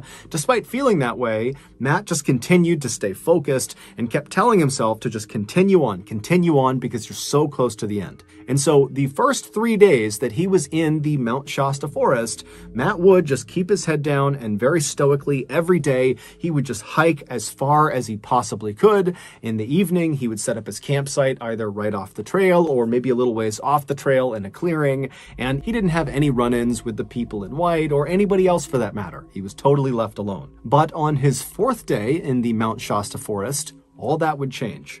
On that 4th day, Matt found himself not inside one of those very dense forested areas, but rather in this very open trail that was up on the side of this mountain. And because this trail was fairly high up in elevation, the tree coverage was fairly sparse, and so there was great visibility. He could see miles ahead of him, and when he turned around, he could see miles behind him. And so Matt is just walking along this trail, kind of enjoying the day. It's beautiful outside. And at some point, he turns around and looks behind him. Now, all day he'd been doing that, and he had not seen anyone. But this time, when he turned around, he saw 2 little white dots, miles and miles back, slowly making their way along the trail that he was on. It was the people in white. They were back. At this point, Matt was at least 50 miles or more away from that first place he had walked past the people in white when they were sitting on that boulder, which meant, 1, Matt was right. These people in white really had followed him and almost certainly were responsible for the nighttime visits he was getting. And 2, for reasons unknown, they were still following him. Matt suddenly didn't care at all about completing his big hike. He just wanted to get the heck away from those people. And so very quickly he pulled out his map and he looked, and to his horror, he realized he was in one of the most isolated portions of the entire hike. He was at least 25 miles away from the nearest civilization, a little town called Castella, California. And so without a better option, Matt put the map back in his pocket. He took one last look at the people in white who were making steady gains on him, and then Matt just turned away from them and began booking it. down the trail. And Matt would run for hours and hours and hours without stopping. Even when he turned around and could no longer see the people in white, he just kept on running. And then when the sun set and he could barely see the trail, he just kept on running. It literally wasn't until it was so dark outside that he actually couldn't see the ground anymore that Matt finally, totally exhausted, came to a stop. And then from there, he turned and left the trail and walked way away from the trail, hundreds of feet deep into the forest to get as far away from these people in white as he possibly could. And so finally, he found this clearing very far away from the trail. He set up his tent right in the middle of it, and then he very diligently laid out his perimeter of sticks around his campsite, making sure there were no gaps. And then he climbed inside of his tent, he zipped it up, and then keeping on all of his stuff in case he needed to make a run for it, he got inside of his sleeping bag and he just laid there with no expectation that he was going to sleep. He was terrified. As he laid there, he thought to himself, okay, I have now run at least several miles ahead of them. I know that was them. I know I got some distance on them. There's no way they saw where I turned off the trail and where I've set up this campsite, so they can't possibly find me. And so Matt would lay in the tent for several hours just waiting to fall asleep. And then finally he would start to get tired because at this point it's totally quiet outside. He hasn't heard anything. And so he begins to doze off to sleep. And as he's getting more and more tired, he hears the sound of someone stepping on his perimeter of sticks. And as soon as he hears that stick break, he hears the all too familiar whispering pick up all around the forest. And then something new happens. Before Matt can even do anything, his tent lights up like a Christmas tree. Someone is shining a light on his tent. Someone has snuck up on his campsite in the middle of nowhere, hundreds and hundreds of feet off the trail, in the middle of the night. They've found him, and they're shining a light on him. And then the light clicks off, and it's silent. And at this point, Matt's fight or flight instinct kicks in, and he rips off his sleeping bag, he jumps outside and begins screaming nonsense and flailing around with the knife, trying to intimidate these people to get away from him. And then after he stops for a second, he hears a stick crunch right behind him. And he whips his head around to look at who is standing right behind him. And as he's turning out of his peripheral vision, he sees a dark figure running towards him. He doesn't think twice, he just turns and begins running away from the campsite. Now remember, it's pitch black in the forest. There's trees everywhere. And so Matt's smashing into trees, branches are hitting him, he's falling to the ground, but he is on a pure adrenaline high and he is just sprinting as fast as he possibly can away from this person who is likely still chasing him. And after 5 minutes of running, he stumbles and falls forward and kind of lands at the base of this fallen tree. The tree had landed in such a way that it was kind of propped on a rock. So there was a small gap underneath the tree. And so Matt, thinking quickly, kind of slid himself underneath this log and positioned himself so he was looking back in the direction he was running from. And as he laid there, he saw in the distance this light bobbing around. These people are looking for him. They're searching the forest for him. And so he watched in horror, tucked underneath this log, as whoever had the light and whoever else was with them, they moved closer and closer and closer, but they did not find him tucked underneath the log. They just walked right on past him. And so Matt would remain underneath this log all night until finally the sun came up. And at that point, even though it was fairly obvious that whoever was looking for him, they were now gone, Matt was still terrified. And so he stayed under the log for several hours until it was about early afternoon. And then he finally pulled himself out from under the log and he looked around. He couldn't see anyone. And then instead of going back to his campsite and getting his gear, he just totally abandoned it. He was worried that these people in white or whoever it was, that they were still going to be there. And so he just turned and continued running away from his campsite back out to the trail. And once he got the trail, he continued running on the trail all the way to Costella, California. And when he got there, he hitchhiked his way to the town of Mount Shasta. And there he would speak to police as well as the Forestry Service about what he had experienced. And so they would take all of his information down and they would put him up in a motel for the night. And then the next day, Matt would get in touch with his family and they would drive from Oregon to Mount Shasta. They would pick him up and they would take him back home. Months later, Matt would contact the Mount Shasta Police and the Forest Service and would just follow up and say, hey, have you learned anything else about these people in white? Have you caught them? Has anybody else come forward? And the police would say, they did have a number of people coming forward saying that things had been stolen from their campsites. These are people that were in Mount Shasta, in Lassen Forest, and the surrounding forests. But Matt was the only one who had reported being terrorized by this mysterious couple in white. And so to this day, Matt has no idea who those two people were, what they wanted with him, beyond obviously the food they took. I mean, they continued to stalk him for nearly 100 miles. And he has no idea how they were able to keep finding his campsites that were hundreds of feet off the main trail in unmarked areas that they would somehow navigate to in total darkness without alerting Matt. It's all a big mystery. So that's going to do it. If you got something out of today's episode and you haven't done this already, please... Just after midnight on June 22nd, 1991, Charles Holden was on his way home from work when he decided to stop at a fast food restaurant near his house in Harrington, Delaware. After grabbing a quick bite to eat, Charles left the store and got back in his truck. He turned it on and he was about to drive out of the lot when he stopped because there was this man running towards him, waving, trying to flag him down. So Charles put his truck back in park and he rolled his window down to see what this guy wanted. And when this stranger got close enough, he told Charles that his sister was having a baby and he needed a ride to the hospital, which was about 20 minutes away. Charles couldn't tell if this guy was lying. It was super late. He didn't know this guy, and he just had a bad feeling about him. And so he told him, no, I'm sorry. It's too late. I gotta get home. It's too far out of the way. The stranger immediately looked dejected and turned around and started walking away. And as Charles was watching him go, he felt bad and said, you know what? Hey, come back here. I'll give you a ride part of the way there.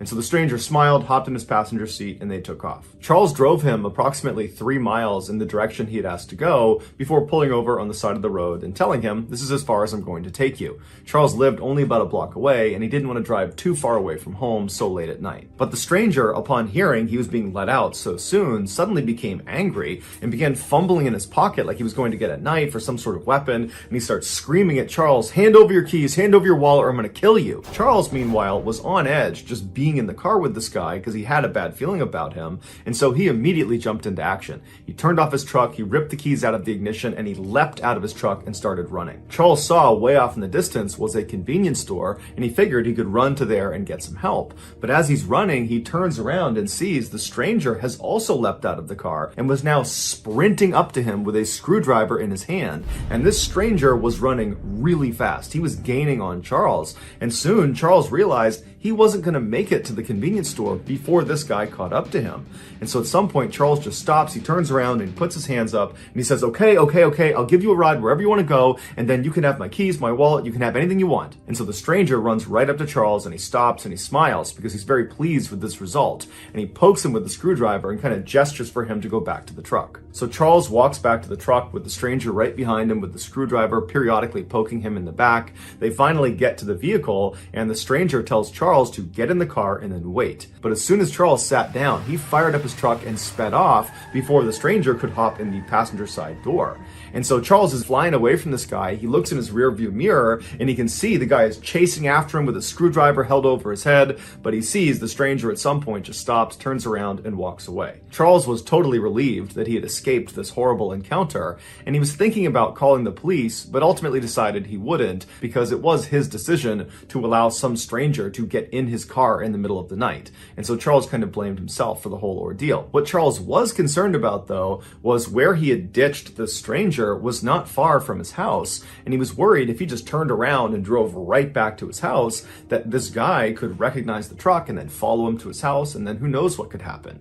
And so Charles decides he's just going to stay outside of town and drive around for a while to make sure this stranger is long gone by the time he comes back. So after about an hour of doing just that, driving around outside of town, Charles goes back into Harrington, Delaware, and he gets on his street, and he's shocked when he sees the stranger who had just tried to kill him is walking down the road right in front of him. But luckily, the stranger did not hear or see Charles pull onto his street, and so Charles immediately throws it in reverse and he gets out of there and he drives off. At this point, Charles decides he needs to tell police because he doesn't know if this stranger actually knows him and that maybe he's targeting him and he's waiting for him at his property. And so he calls 911 and he tells the dispatcher about what had happened earlier and how this guy is now lurking around his property. And the dispatcher tells him they'll send an officer out to him. And so a few minutes later, an officer showed up at the payphone where Charles was, and they told Charles they would escort him back to his property. And if the stranger was still out in the area, they would arrest him.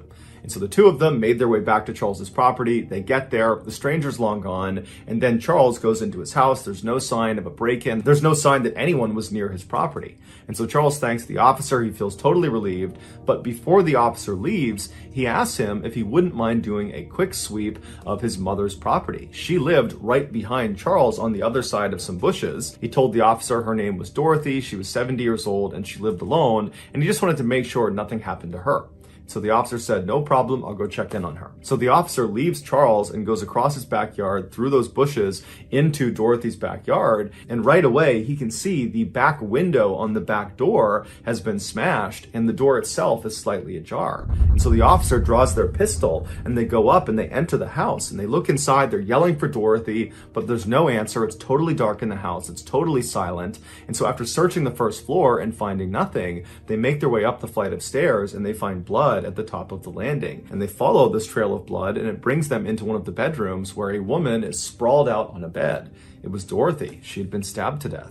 It would turn out, after Charles had ditched the stranger and sped off without him, the stranger, whose name was Gilbert Cannon, began looking for a place to sleep. And the house he ultimately selected just happened to be Charles's mother's house. After Gilbert broke in through her back door, he saw Dorothy coming down the steps to confront him, and because he was worried she'd be able to identify him, he attacked her with a screwdriver. Gilbert would later tell police that the attack on Charles was completely random. He was just at this fast food restaurant, he saw Charles get into his truck, and he thought to himself, if I can get in that guy's truck, I bet I can rob him. And then after this failed robbery, when Gilbert is out looking for a place to sleep and he breaks into this house and this woman comes down the stairs that he attacks and kills, he has no idea that this woman, Dorothy, is Charles's mother. The entire night was one big, horrible coincidence. Gilbert would plead guilty to the murder and would be sentenced to life in prison without the possibility of parole.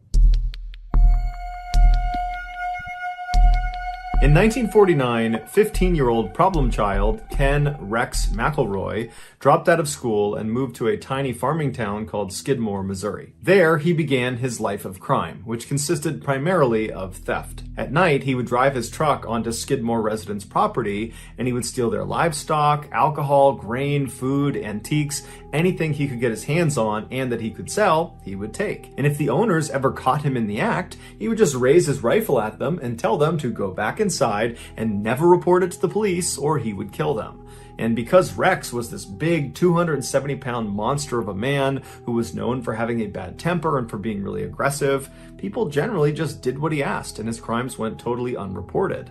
In the rare instances that victims would report Rex's crimes to police, Rex would begin intimidating them and their family by staking out their houses at all hours of the night, or he would just walk directly up to these victims and he would say, "I will kill you if you testify against me." And if none of those tactics worked, Rex used some of his illegal money to hire one of the very best defense lawyers in the entire state, a lawyer who had famously represented the mob, and he would step in and get Rex off of virtually any charge, including the time Rex actually did shoot one of the owners who caught him in the act. Over the years, Rex would use these fear and intimidation tactics not just to make money, but also to prey on young women and girls. In the 1970s, when Rex was in his 40s, he began stalking a local Skidmore girl who was 12 years old named Trina. After assaulting her dozens of times, Rex learned her family was going to be pressing charges against him. So Rex burned down Trina's family's house and killed the family dog,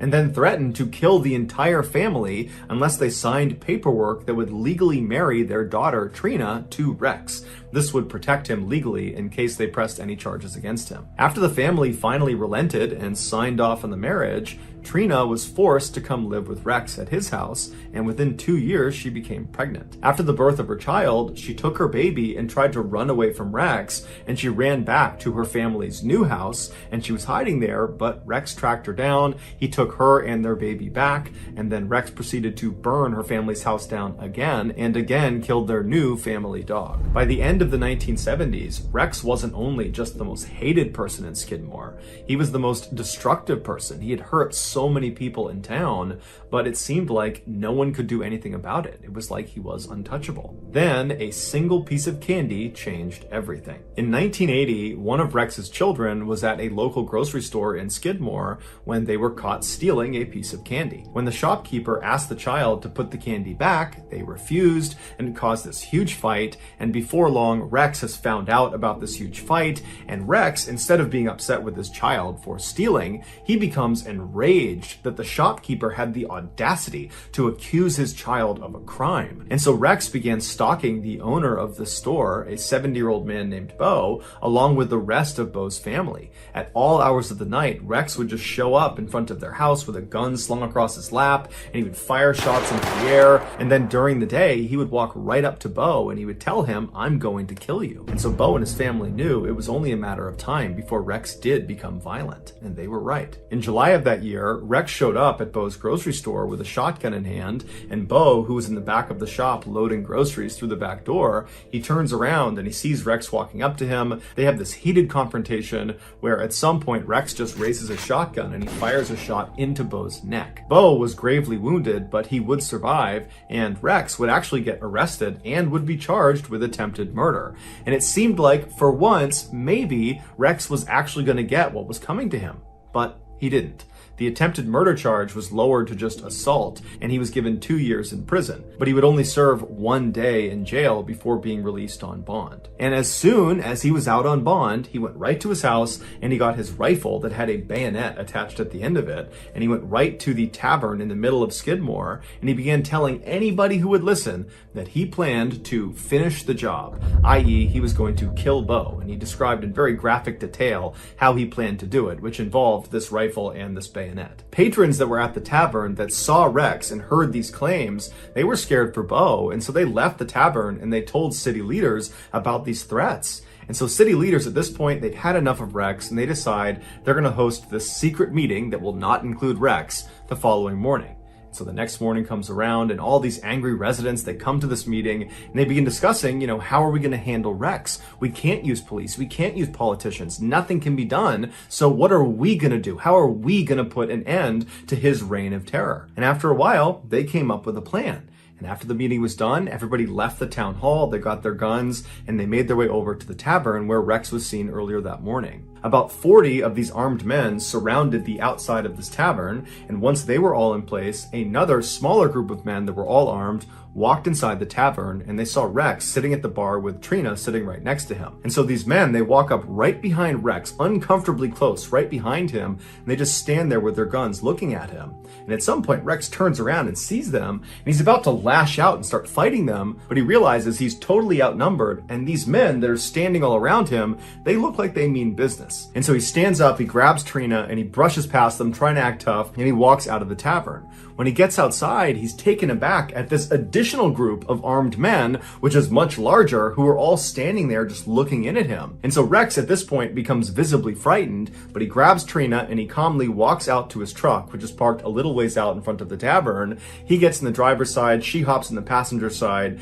and Rex lights a cigarette up, he turns on his truck, and he's about to try to drive away when a gunshot rings out, and Rex immediately slumps forward onto his wheel. One of the Skidmore residents runs up to the truck, they open up the passenger side, and they grabbed Trina, who was unhurt, pulled her out, and rushed her to safety. Once she was clear, the other residents with their guns just moved in on the truck, and for 20 seconds they opened fire on Rex. After the shooting was over, nobody called an ambulance. Everyone just stood there and watched as the town bully died. In all, there were 46 witnesses that were there when Rex was murdered, but they all said they had either not seen the shooting or they didn't know who the shooter was. And despite a lengthy federal investigation, none of the witnesses ever changed their stories. And so as a result, no one was ever charged with Rex's murder. Years later, a Skidmore resident, when asked what happened here, they just said that man needed a killing.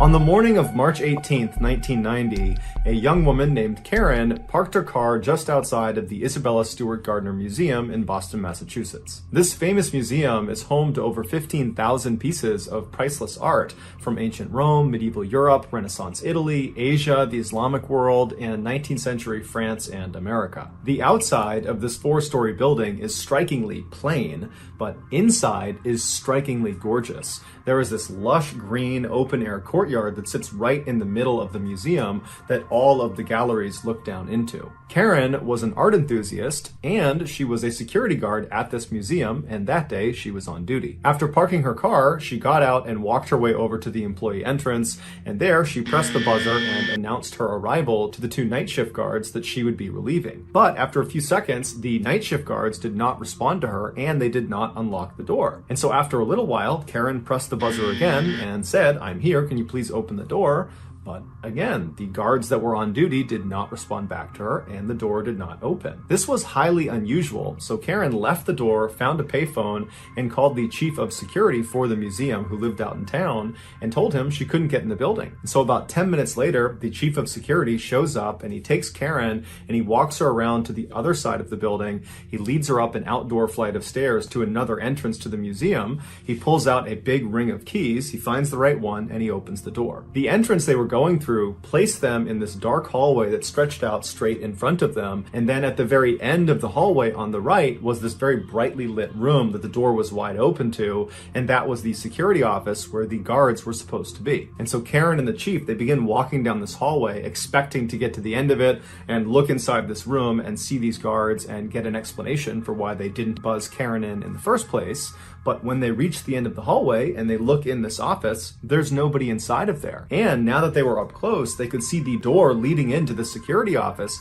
had been smashed open. In fact, the doorknob to this door had been smashed off and was laying on the ground. And then next to it, right in front of them, was this metal crowbar. And then above them, the one camera that would have seen whatever had happened in the hallway, it had been turned around and was facing the wall. So Karen and the chief, they know they've stumbled on something that's probably really bad. They don't know what it is. They don't know if there's still people inside the museum. They don't know where the guards are. So the chief just grabs the crowbar for protection, and he and Karen run into the office and they call police. Although they didn't know it yet, Karen and the chief had just discovered one of the most famous crimes in history. The night before, 23-year-old security guard Rick Abath trudged his way down the walkway towards the employee entrance of the museum. He and another young man named Randy were scheduled to work the overnight shift that night. Rick hated his job at the museum because it was incredibly boring, but Rick didn't really have many other employment opportunities to choose from. He was a guy that had dropped out of music school and spent most of his time smoking marijuana, drinking beer, and playing in his friend's rock band. And so he just kept this job that he hated. Once Rick got inside the museum, he walked over to the office where he found his partner that night, Randy,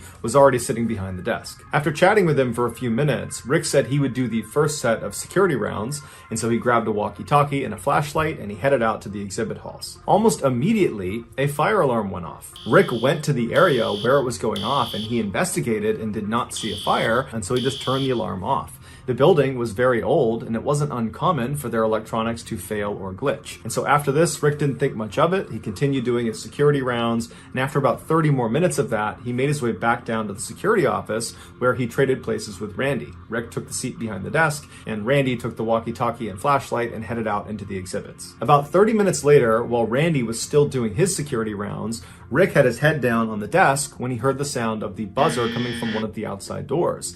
He lifted his head up and he looked at the screen that was connected to the camera, looking down at whoever was outside at this door, and he saw there were two police officers standing right outside the door. And so he reached over and he pressed the intercom button and he said, "Hey, can I help you?" And the officers said they were there responding to a disturbance call. Can they come inside? Now, Rick didn't know what this was about. He assumed it must have to do with maybe the fire alarm that had gone off earlier, or maybe somebody outside had seen someone trying to break in and they had called it in. But either way, he felt like it was important enough that he should let them in, even though it was against protocol to allow anyone into the museum after hours, including police. And so the two officers, they come through the doors and they wind up in the hallway right outside of the security office. And there's a window into the security office, so both the officers and Rick can see each other.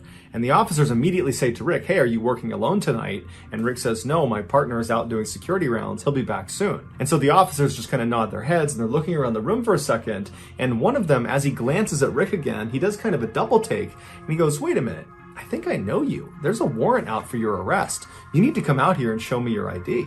And so Rick is caught completely off guard, but he just kind of instinctively does what he's told because it's a police officer. And so Rick stands up, he walks out of the office, he goes out into the hallway, and as he's about to present his ID to the inquiring officer, the officer just grabs him, pushes him up against the wall, and handcuffs him. And so before Rick can say anything, Randy, his partner, comes back from doing his security rounds. He walks into the hall and has no idea what's going on. The other officer, the one that had not handcuffed Rick, grabs Randy and does the same thing, presses him up against the wall and handcuffs him. And so as Randy and Rick are standing there up against the wall with their hands behind their back, they're looking at each other, they're looking around thinking, what's going on here? And at some point, Randy just blurts out, why are we being arrested? And that's when one of the officers just says, oh, you're not being arrested. You're being robbed. Rick and Randy were led by the imposter cops down into the basement of this building where they were bound and gagged with duct tape. And then these two thieves proceeded to spend the next 81 minutes walking all around the museum, ultimately stealing 13 pieces of art before destroying the security footage and then fleeing the building. Rick and Randy were discovered unhurt later that morning by police, still tied up in the basement. Despite dozens of suspects, numerous viable theories, and a massive monetary reward, these two art thieves were never caught and remain at large today. As for the 13 pieces of stolen art, one of which includes the extremely rare Rembrandt painting called The Storm on the Sea of Galilee, which is his only seascape in existence, they are still unaccounted for. And combined, they are worth a staggering $500 million. So that's going to do it, guys. If you found the secret in today's episode, let us know in the comments section what it is and where you found it. So give us the timestamp. And if you're the first to do that, we'll pin you at the top of the comments section.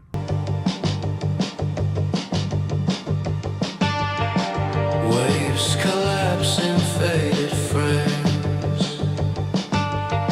Shadows trace forgotten names.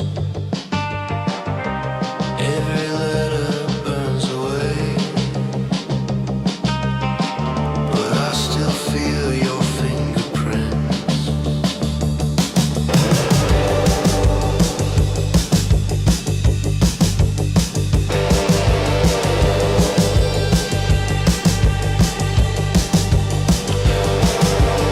I found your ghost in the amber light, where the city folds into the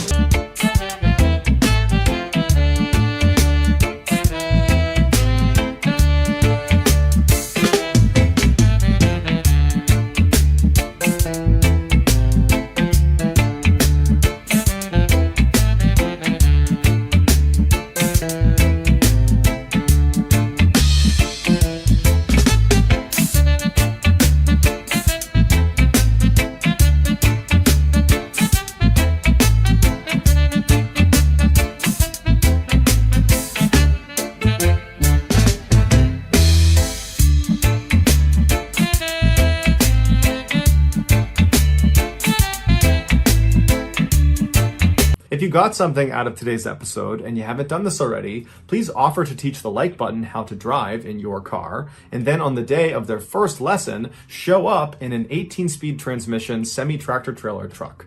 Also, please subscribe to our channel and turn on all notifications so you don't miss any of our weekly 3 or 4 video uploads. If you want to get in touch with me, you can direct message me on Instagram or on Twitter. My username for both platforms is the same. It's JohnBallen416. I also have a ton of content over on TikTok where my username is MrBallen.